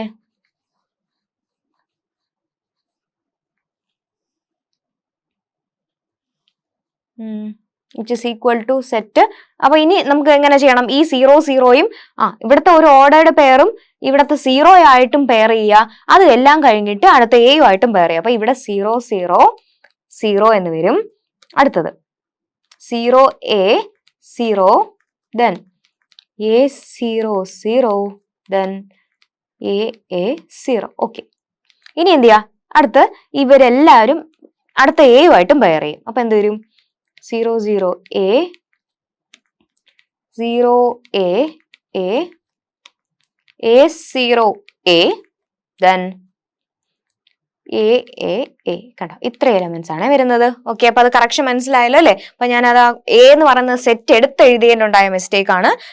എന്തായിരുന്നു? സെറ്റ് 0A എന്ന് പറയുന്നത് സെറ്റ് ആയിരുന്നു. അപ്പൊ അത് കറക്റ്റ് ചെയ്ത് എഴുതി. ഓക്കെ ആയി, ശരി. അപ്പൊ നമ്മൾ നിർത്തിയിരുന്ന ഇപ്പൊ ഇവിടെ ഈ ക്വസ്റ്റനിലും ഇതേപോലെയാണ്. ഇപ്പൊ നമ്മളിപ്പോ എങ്ങനെയാണോ ചെയ്ത അതേ പാറ്റേണിൽ തന്നെയാണ് ഇവിടെയും വരുന്നത്. കാരണം ഇതാണ് എ സ്ക്വയർ എന്ന് പറഞ്ഞ സെറ്റും പിന്നെ എ എന്ന് പറയുന്നത് 1ഉം 2ഉം ആണ് അല്ലെ. അപ്പൊ നമ്മൾ ഇപ്പൊ ചെയ്ത പോലെ ഈ ഓരോ പെയർ, ഇവര് ഓരോ പെയേഴ്സുമായിട്ട് എയിലെ ഫസ്റ്റ് 1 സെറ്റ് ചെയ്യുക, പെയർ ചെയ്യുക. അത് കഴിഞ്ഞിട്ട് ഇതേ അത്രയും ആൾക്കാരെ 2 ആയിട്ടും പെയർ ചെയ്യുക അല്ലെ. അപ്പൊ ആദ്യം 1 1 1 വരും, പിന്നെ ഇവിടെ 1 2, പിന്നെ ആദ്യത്തെ എലമെന്റ് ഇവിടെ 1 തന്നെ, അത് ഫിക്സഡാ.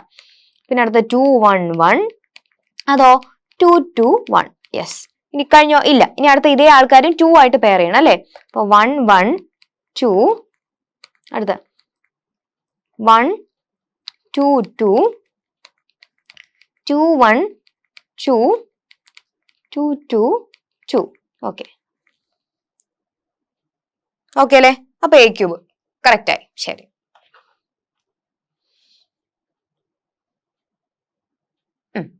അപ്പോ ആ ക്വസ്റ്റ്യൻ കംപ്ലീറ്റ് ആയി. നമുക്ക് അടുത്ത ക്വസ്റ്റ്യനിലോട്ട് പോവാം. അപ്പൊ ഇത് ചോദിക്കും, ഇമ്പോർട്ടന്റ് ആണ്, പഠിച്ചോണം. അടുത്ത ക്വസ്റ്റ്യൻ ഇമ്പോർട്ടന്റ് ആണേ. Let A and B B 2 set. A B എന്ന് പറയുന്ന 2 സെറ്റ് ഉണ്ട്. ഓർഡർ ഓഫ് ബി, ബി എന്ന് പറയുന്ന സെറ്റിൽ 3 എലമെന്റ്സ് ഉണ്ട്. ഇനി എ ക്രോസ് ബിയിൽ 4096 എലമെന്റ്സ് ഉണ്ടെങ്കിൽ എയുടെ ഓർഡർ ആണ് ചോദിച്ചിരിക്കുന്നത്. ഓക്കെ, ഇത് കാണുമ്പോൾ തന്നെ നിങ്ങൾക്ക് ഏത് റിസൾട്ട് അപ്ലൈ ചെയ്യേണ്ടതെന്ന് മനസ്സിലായോ? ഏതാ മനസ്സിലായോ?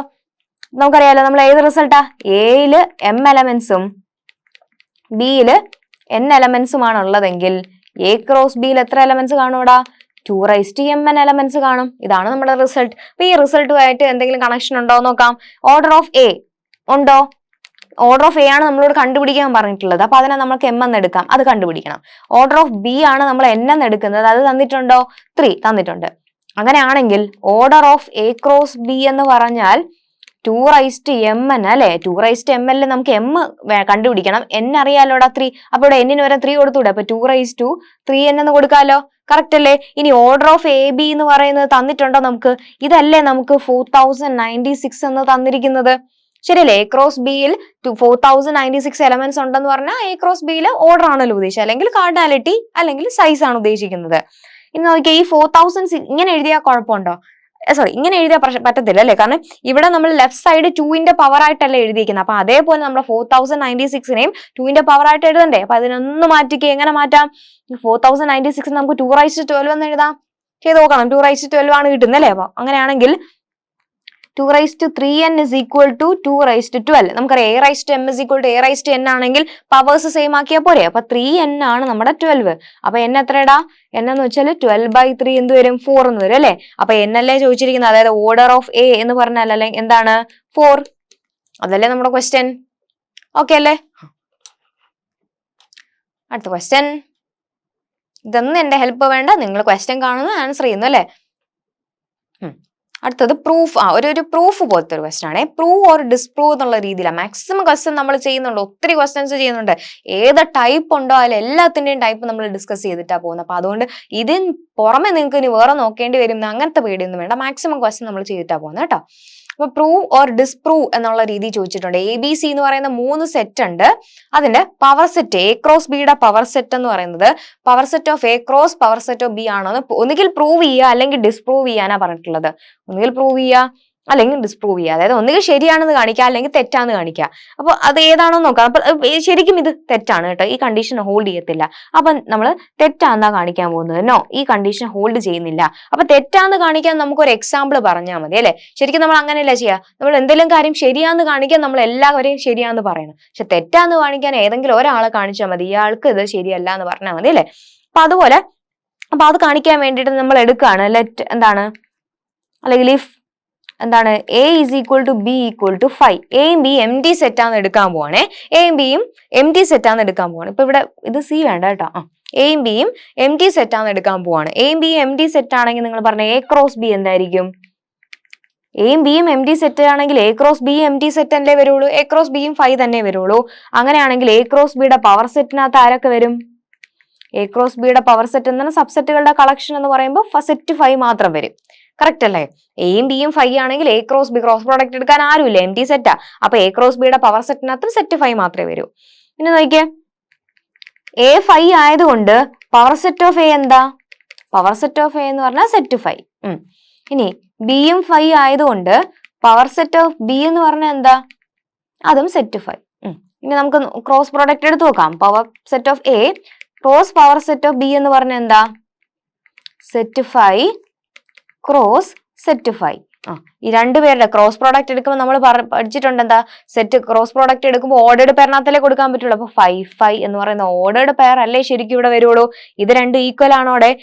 രണ്ടല്ലേ? അപ്പൊ ഇത് ഈക്വൽ അല്ലല്ലോ. അപ്പൊ പ്രൂവ് ചെയ്യാൻ പറ്റുമോ? ഇല്ല. അപ്പൊ therefore power set of A cross B not is equal to power set of A cross power set of B. Okay, power set of A cross B not equal to power set of A cross power set of B. Correct അല്ലേ? Okay, അടുത്ത question prove or disprove. നേരത്തെ പറഞ്ഞ പോലെ തന്നെയാണ്. A B C 3 set ഉണ്ട്. അങ്ങനെയാണെങ്കിൽ A cross B equal to A cross C ആണെങ്കിൽ B equal to C എന്ന് പ്രൂവ് ചെയ്യാനാണ് പറഞ്ഞിട്ടുള്ളത്. അപ്പൊ നമുക്ക് നോക്കാം എ ക്രോസ് ബി എങ്ങനെ എഴുതും. എ ക്രോസ് ബി എന്ന് പറഞ്ഞാൽ ഓർഡേർഡ് പെയർ എ ബി അല്ലെ, such that A belongs to A, B belongs to B. ഇങ്ങനെയുള്ളവരാണല്ലോ. ഈ എ ക്രോസ് ബിക്കകത്ത് വരിക? ഇനി എ ക്രോസ് സി എന്ന് പറഞ്ഞാൽ എന്താ? Set of all ordered pair A C അല്ലെ, A C such that A belongs to എയും C belongs to C. Okay, ഇനി നമ്മളോട് പറഞ്ഞേക്കുന്നത് if A cross B is equal to A cross C ആണെങ്കിൽ എന്നാ ചോദിച്ചിരിക്കുന്നത്. എപ്പോഴാണ് ഈ എ ക്രോസ് ബിയും എ ക്രോസ് സിയും ഈക്വൽ ആവുക? ഇവർ രണ്ടുപേരും ഈക്വൽ ആവണമെങ്കിൽ ഈ രണ്ട് ഓർഡേർഡ് പെയറും ഈക്വൽ ആവണം അല്ലെ. അപ്പൊ A B ordered pair A B is equal to ordered pair A C വരണം. എപ്പോഴാണ് ഈ ഓർഡേർഡ് പെയർസ് ഈക്വൽ ആവുന്നത്? നമുക്ക് ഇത് കാണുമ്പോൾ തന്നെ അറിയാം. എയും ഇവിടെ സെയിം തന്നെയാണ്. ഓർഡേർഡ് പെയർസ് ഈക്വൽ ആവണമെങ്കിൽ കറസ്പോണ്ടിങ് കമ്പോണൻസ് ഈക്വൽ ആവണം. അപ്പൊ എ സെയിം, അപ്പൊ ബി ഈക്വൽ ടു സി വന്നാൽ മാത്രമല്ലേ നമുക്ക് ഈ ഓർഡേർഡ് പെയർസ് ഈക്വൽ എന്ന് പറയാൻ പറ്റൂ. അപ്പൊ ബിയും സിയും ഈക്വൽ ആവുക എന്ന് വെച്ചാൽ ബിയും സിയും ഈക്വൽ ആയാൽ ബി എവിടത്തെ എലമെന്റാ? ക്യാപിറ്റൽ ബിയിൽ എലമെന്റാ. സി എവിടത്തെ എലമെന്റാ? ക്യാപിറ്റൽ സിയിൽ എലമെന്റാ. അപ്പൊ ബിയും സിയും ഈക്വൽ ആയാൽ capital B equal to capital C അല്ലേ. അപ്പൊ ഇത് തന്നെയല്ലേ പ്രൂവ് ചെയ്യാൻ പറഞ്ഞത്? ഓക്കെ അല്ലെ? Very simple. ജസ്റ്റ് ചുമ്മാ ഡെഫിനിഷൻ എഴുതി വെക്കുമ്പോൾ തന്നെ നമുക്ക് അവിടെ കിട്ടും. കറക്റ്റ് അല്ലേ? ഓക്കെ, അടുത്ത ദിവസത്തിലോട്ട് പോവാം. ശരി, പ്രൂവ് ഓർ ഡിസ്പ്രൂവ് ആയി. ഓക്കെ, അപ്പം നമ്മുടെ എന്താണ് ക്രോസ് പ്രോഡക്റ്റ് വെച്ചിട്ടുള്ള കാർട്ടീഷ്യൻ പ്രോഡക്റ്റ് വെച്ചിട്ടുള്ളതും പവർ സെറ്റ് വെച്ചിട്ടുള്ളതും പ്രോപ്പർ സബ്സെറ്റ് വെച്ച് വരുന്നതൊക്കെ ക്വസ്റ്റ്യൻസ് നമ്മൾ ഒത്തിരി ചെയ്തു. ഓക്കെ ആണല്ലോ? അപ്പൊ ആ ഒരു സെക്ഷൻ കഴിഞ്ഞിട്ടുണ്ട്. അപ്പൊ അടുത്ത് നമ്മൾ നെക്സ്റ്റ് സെക്ഷനിലോട്ട് പോവാണ്. എന്താണ് സെറ്റ് ഓപ്പറേഷൻസ് എന്ന് പറയുന്ന സെക്ഷനിലോട്ട് പോവാണ്. Set operations. Okay, set operations ആണ്. സെറ്റ് ഓപ്പറേഷൻസ് പറയുമ്പോൾ മെയിൻ ആയിട്ട് നമ്മൾ പഠിക്കുന്നത് യൂണിയൻ, ഇന്റർസെക്ഷൻ, ഡിഫറൻസ്, കോംപ്ലിമെന്റ്. ഇത്രയാണ് നമ്മുടെ സെറ്റിന്റെ ഓപ്പറേഷൻസ് ആയിട്ട് പഠിക്കുന്നത്. ഇത് ഓൾറെഡി നിങ്ങൾ പഠിച്ചിട്ടുണ്ട്. നമുക്കറിയാം രണ്ട് സെറ്റിന്റെ യൂണിയൻ എന്ന് പറഞ്ഞാൽ എന്താ ഉദ്ദേശിക്കുന്നത്? എയും ബി എന്ന് പറഞ്ഞ രണ്ട് സെറ്റ് ഉണ്ട്. അവരുടെ യൂണിയൻ എന്ന് പറഞ്ഞാൽ വേറൊന്നുമില്ല. എന്താ യൂണിയൻ എന്ന് പറഞ്ഞാൽ യുണൈറ്റ് ചെയ്യുക, ഒരുമിച്ച് ആക്കുക അല്ലെ. എ യൂണിയൻ ബിക്കകത്ത് ഏതൊക്കെ എലമെന്റ്സ് കാണും? ഇവിടെ എയിലെ എലമെന്റ്സും കാണും, ബിയിലെ എലമെന്റ്സും കാണും, രണ്ടുപേർക്ക് കോമൺ ആയിട്ടുള്ള എലമെന്റ്സും കാണും അല്ലെ. അപ്പൊ ഇതിനെ നമ്മൾ വെൻ ഡയഗ്രാം വെച്ചിട്ടാണ് നമ്മൾ കൂടുതലും പറയുന്നത് അല്ലെ. വെൻ ഡയഗ്രാം വെച്ചിട്ട് എങ്ങനെ വരച്ചു നോക്കാൻ നോക്കിയേ. റെക്ടാംഗിൾ യൂണിവേഴ്സൽ സെറ്റ് ആണ്. എ ബി എന്ന് പറയുന്ന രണ്ട് സെറ്റ് ഇല്ലേ. അപ്പൊ എ എന്ന് പറയുന്ന സെറ്റ് ആണ്, ഇത് ബി എന്ന് പറയുന്ന സെറ്റ്, ഇത് എയും ബിയും. യൂണിയൻ എന്ന് പറഞ്ഞാൽ കംപ്ലീറ്റ് പോർഷൻ വരുമല്ലോ. കണ്ടോ, എ യൂണിയൻ ബി എന്ന് പറഞ്ഞാൽ എയും ബിയും കൂടെ കോമൺ ആയിട്ടുള്ള എല്ലാ പോർഷൻ, ഞാൻ ഷെയ്ഡ് ചെയ്തേക്കുന്ന കംപ്ലീറ്റ് പോർഷനും എ യൂണിയൻ ബി എന്ന് പറയും. എന്താണ്? എ യൂണിയൻ ബി എന്ന് വരും. അപ്പൊ അതായത് എയിലുള്ള എലമെന്റ്സും കാണും, ബിയിലുള്ള ഈ പോർഷൻ എന്താടാ? ഈ ഒരു പോർഷൻ എന്ന് പറഞ്ഞാൽ എയ്ക്കും ബിക്കും കോമൺ ആയിട്ട് വരുന്ന പോർഷൻ അല്ലേ. അപ്പൊ എയിലുള്ള എലമെന്റ്സ് കാണും, ബിയിലുള്ള എലമെന്റ്സും കാണും, എയിലും ബിയിലും കോമൺ ആയിട്ടുള്ള എലമെന്റ്സും കാണും. അതാണ് എ യൂണിയൻ ബി എന്ന് പറയുന്നത്. കറക്റ്റ് അല്ലേ? അപ്പൊ ആ ഡെഫിനിഷൻ ഒന്ന് വായിച്ചു നോക്കിക്കേ. എ ബി എന്ന് പറയുന്ന രണ്ട് സെറ്റ് ഉണ്ട്. എ യൂണിയൻ ബിക്കകത്ത് ഏതൊക്കെ എലമെന്റ്സ് കാണും? Elements that belongs to either A or B or both. ഒന്നുകിൽ എ കാണും, അല്ലെങ്കിൽ ബി കാണും, അല്ലെങ്കിൽ രണ്ടിലും കോമൺ ആയിട്ടുള്ളവരെ. അങ്ങനെയുള്ള എലമെന്റ്സ് ആയിരിക്കും എ യൂണിയൻ ബിക്കകത്ത് ഉണ്ടാവുക. അതിന്റെ ഡെഫിനിഷൻ പറയുന്നത് കണ്ടോ? എ യൂണിയൻ ബി എന്ന് പറഞ്ഞാൽ set of all X such that. എന്താണ് നമ്മുടെ സെറ്റ് ബിൽഡർ ഫോമിൽ എങ്ങനെ എഴുതും? Set of all X such that X belongs to A or x belongs to B. ഈ ഓർ ആണ് ഇമ്പോർട്ടന്റ് അല്ലെ. ഓർ ആണ് ഏതെങ്കിലും ഒന്നില്, രണ്ട്, അപ്പോ രണ്ടിലും വരാം എന്നുള്ള ഒരു മീനിങ് അല്ലേ വരുള്ളൂ. ആൻഡ് എഴുതാൻ പറ്റുമോ? ഇല്ല. ആൻഡ് എഴുതി കഴിഞ്ഞാൽ ഉറപ്പായിട്ടും വരണം എന്നുള്ള രീതിയിലാണ്. നമുക്ക് യൂണിയൻ എടുക്കുമ്പോൾ ഇപ്പൊ എയിൽ മാത്രമുള്ളവരെ നമ്മൾ യൂണിയനകത്ത് ഉൾപ്പെടുത്താറുണ്ട്. അതുകൊണ്ട് അവിടെ ഓർ യൂസ് ചെയ്യാവൂ. യൂണിയൻ വരുമ്പോൾ ഓർ ആണെന്നുള്ളത് മറന്നു പോരുത്. യൂണിയൻ എന്ന് പറയുമ്പോൾ അവിടെ ഓർ ആണ് യൂസ് ചെയ്യുന്നുള്ളത് എപ്പോഴും മൈൻഡിൽ വേണം. ഓക്കെ അല്ലെ. അപ്പൊ എ യൂണിയൻ ബി എന്ന് പറഞ്ഞ സെറ്റിനകത്ത് ആരെ കാണും? Set of all X such that X belongs to A or x belongs to B. ഒന്നുകിൽ എ കാണും, അല്ലെങ്കിൽ ബി കാണും, അല്ലെങ്കിൽ രണ്ടൊരു കോമൺ വന്നാലും കുഴപ്പമൊന്നുമില്ല. ഓക്കെ അല്ലെ. അപ്പൊ ആ നൊട്ടേഷൻസ് ഒക്കെ ഓർത്ത് വെച്ചാൽ, അല്ലാതെ വേറെ രീതിയിൽ നമുക്ക് പറയാം x A union B, x belongs to A union B. X എന്ന് പറയുന്ന ഒരാള് എ യൂണിയൻ ബിയിൽ ഉണ്ട് എന്ന് പറയുന്നതെന്ന് വെച്ചാൽ മീനിങ് എന്താ? ഒന്നുകിൽ എക്സ് എ കാണും, അല്ലെങ്കിൽ എക്സ് ബി കാണും. ഇനി എ യൂണിയൻ ബിയിൽ ഇല്ലെങ്കിലോ? എ യൂണിയൻ ബിയിൽ ഇല്ല എന്ന് വെച്ചാൽ എക്സ് എവിടെയൊക്കെ ഇല്ല? എയിലും ഇല്ല, ബിയിലും ഇല്ല. ഓർത്താണോ? എ യൂണിയൻ ബിയിൽ ഇല്ല എന്ന് വെച്ചാൽ എയിലും കാണത്തില്ല, ബിയിലും കാണത്തില്ല. രണ്ടിലും ഉണ്ടെങ്കിലല്ലേ നമുക്ക് യൂണിയനകത്ത് ഉൾപ്പെടുത്താൻ പറ്റത്തുള്ളൂ. കറക്റ്റ് അല്ലേ? അപ്പൊ യൂണിയൻ പഠിച്ചേ. അപ്പൊ യൂണിയൻ പഠിച്ചെങ്കിൽ അടുത്ത എന്തായിരിക്കും? എന്തായിരിക്കും? ഇന്റർസെക്ഷൻ. യൂണിയൻ അറിയാമെങ്കിൽ അടുത്ത വരുന്ന ടോപ്പിക് ഇന്റർസെക്ഷൻ. അപ്പൊ ഇന്റർസെക്ഷൻ പറഞ്ഞാൽ നിങ്ങൾക്ക് തന്നെ അറിയാം. യൂണിയൻ ഞാൻ പറഞ്ഞു എയിലും കാണും, ബിയിലും കാണും, രണ്ടിലും കാണും. ഇന്റർസെക്ഷൻ എന്ന് വെച്ചാൽ രണ്ടിലും കോമൺ എന്നല്ലേ. അപ്പൊ എയിലും ബിയിലും കോമൺ ആയിട്ടുള്ളവരെ മാത്രം എന്താണ് ഇൻക്ലൂഡ് ചെയ്തിട്ട് നമ്മൾ ഒരു സെറ്റ് ഉണ്ടാക്കിയാൽ അതിനെയാണ് ഈ ഇന്റർസെക്ഷൻ ബി എന്ന് പറയുന്നത്. ഓക്കെ അല്ലെ. അപ്പൊ എ ഇന്റർസെക്ഷൻ ബി എന്ന് പറഞ്ഞ സെറ്റിനകത്ത് ആരൊക്കെ കാണും? എന്താണ്? That belongs to both A and B. എയിലും ബിയിലും കോമൺ ആയിട്ട് വരുന്നവരെ വെച്ചിട്ട് നമ്മളൊരു എലമെന്റ്സിനെ വെച്ചിട്ട് നമ്മളൊരു സെറ്റ് ഉണ്ടാക്കിയാൽ അതിനെയാണ് എ ഇന്റർസെക്ഷൻ ബി എന്ന് പറയുന്നത്. വെൻ ഡയഗ്രാം എന്താ കാണിച്ചിട്ടുണ്ട് കണ്ടോ? ഇവിടെ ഷെയ്ഡ് ചെയ്തേക്കുന്ന പോർഷൻ ഇല്ലേ, ഇതാണ് എ ഇന്റർസെക്ഷൻ ബി. കറക്റ്റ് അല്ലേ? ഈ പോർഷൻ ആണ് എ ഇന്റർസെക്ഷൻ ബി. കണ്ടോ? എയിലും ബിയിലും കോമൺ ആയിട്ടുള്ള ആൾക്കാരെയാണ് നമ്മൾ എവിടെ ഉൾപ്പെടുത്തുക? എ ഇന്റർസെക്ഷൻ ബിക്കകത്ത് എന്നാണ് സെറ്റിനകത്ത് വരുത്തുക. അപ്പൊ നോക്കിയാൽ അവിടെ നൊട്ടേഷൻ എങ്ങനെ വരും? എ ഇന്റർസെക്ഷൻ ബി എന്ന് പറഞ്ഞാൽ set of all X such that X belongs to A and x belongs to B. കണ്ടോ? ഓറും ആൻഡും വന്നുണ്ടോ? അപ്പൊ ഇന്റർസെക്ഷൻ വരുമ്പോ ആര് വരും? ആൻഡ് വരും. യൂണിയൻ വരുമ്പോ ആര് വരും? ഓർ വരും. ഓക്കെ അല്ലേ? അപ്പൊ എ ഇന്റർസെക്ഷൻ ബി എന്ന് പറഞ്ഞാൽ എയിലുള്ളവരും എയിലും കാണും, അയാള് ബിയിലും കാണും. അങ്ങനെയുള്ളവരെ നമ്മൾ ഇന്റർസെക്ഷനകത്ത് ഉൾപ്പെടുത്തുള്ളൂ. അപ്പൊ നോക്കിയപ്പോൾ എക്സ് എ ഇന്റർസെക്ഷൻ ബിയിൽ ഉണ്ട് എന്ന് പറഞ്ഞാൽ അതിന്റെ അർത്ഥം എക്സ് എയിലും കാണും ബിയിലും കാണും. അപ്പൊ എക്സ് എ ഇന്റർസെക്ഷൻ ബിയിൽ ഇല്ല എന്ന് പറഞ്ഞാൽ അതിന്റെ അർത്ഥം എന്താ? ഒന്നുകിൽ എക്സ് എ കാണത്തില്ല, അല്ലെങ്കിൽ ബി കാണത്തില്ല. രണ്ടിലും ഇല്ല എന്ന് പറയാൻ പറ്റുമോ? ഒന്ന് ആലോചിച്ച് നോക്കിയേ. എക്സ് എന്ന് പറയുന്ന ഒരു എലമെന്റ് എ ഇന്റർസെക്ഷൻ ബിയിൽ ഇല്ല. ഇവിടെ ഒരാളെ ഈ ഒരു എലമെന്റ്, അപ്പൊ എന്താ ഇവിടെ വന്നൂടെ?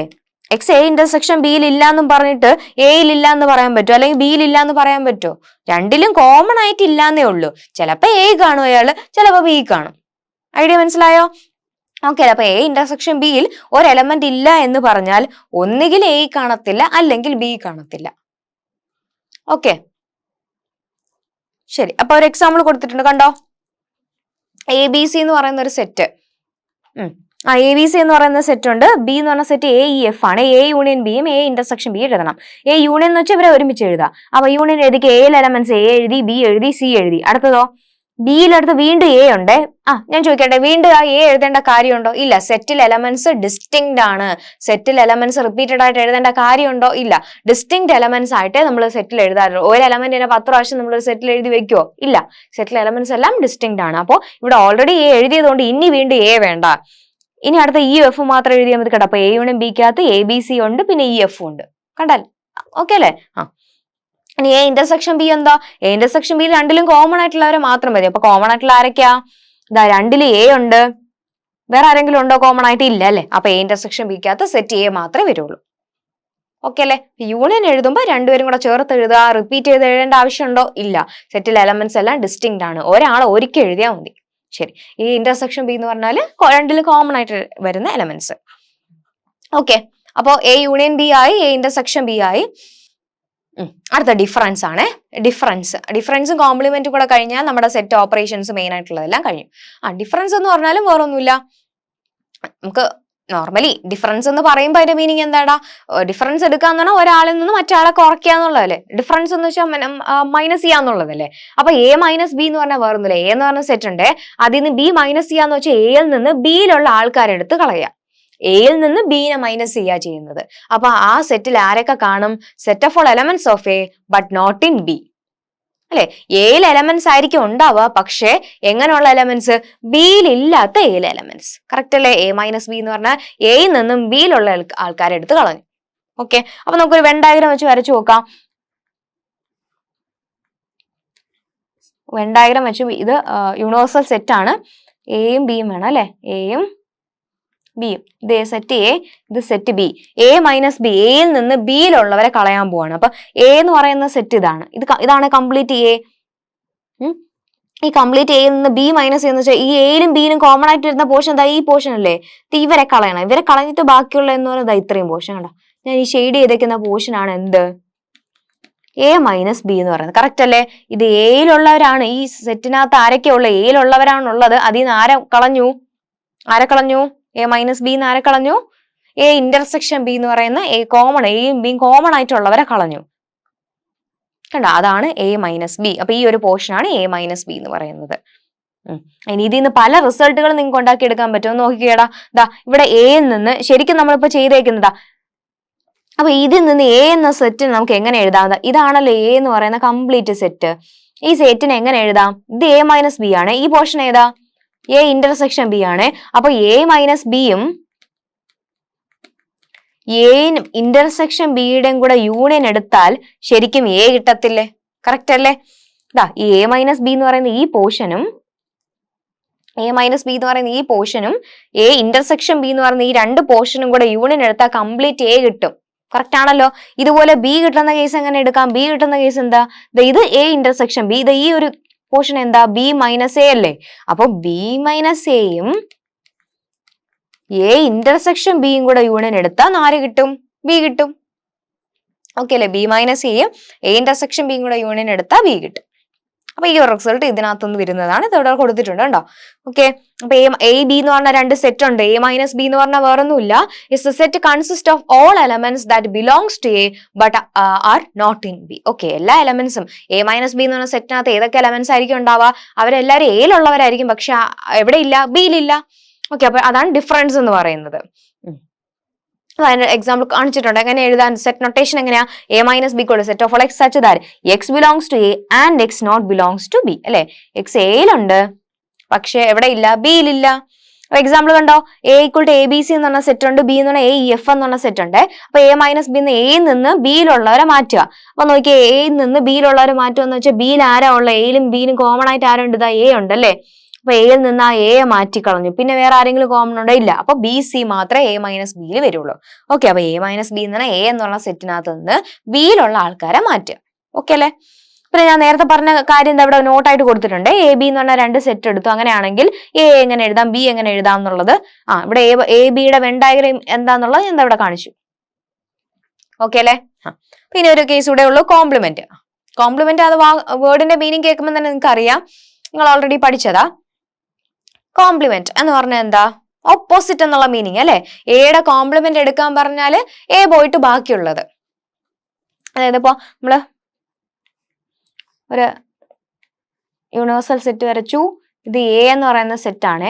അപ്പൊ എയുടെ കോംപ്ലിമെന്റ് എന്താണ്? എ പോയിട്ട് ബാക്കിയുള്ളത്. എയിലുള്ളവരാരും എ കോംപ്ലിമെന്റ് വരുവോ? ഇല്ലല്ലോ. എ പോർഷൻസ് പോയിട്ട് ബാക്കിയുള്ളവരെയാണ് നമ്മൾ എ കോംപ്ലിമെന്റ് എന്ന് പറയാറ്. അപ്പൊ എ കോംപ്ലിമെന്റ് എന്ന് പറഞ്ഞ പോർഷൻ ഏതാ?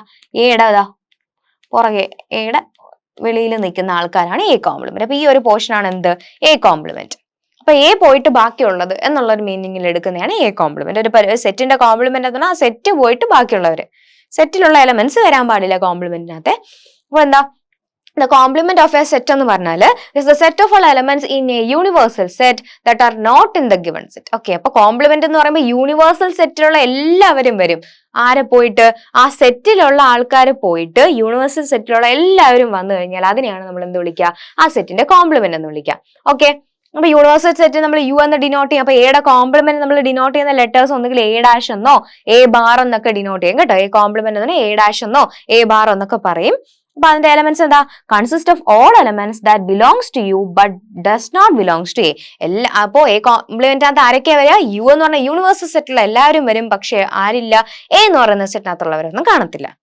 അപ്പോ നമ്മൾ ഓക്കെ, നൊട്ടേഷൻ വൈസ് എങ്ങനെ പറയും? An element x belongs to A if and only if x not belongs to, അതെ എക്സ്, അത് ഇമ്പോർട്ടന്റ് ആണ്.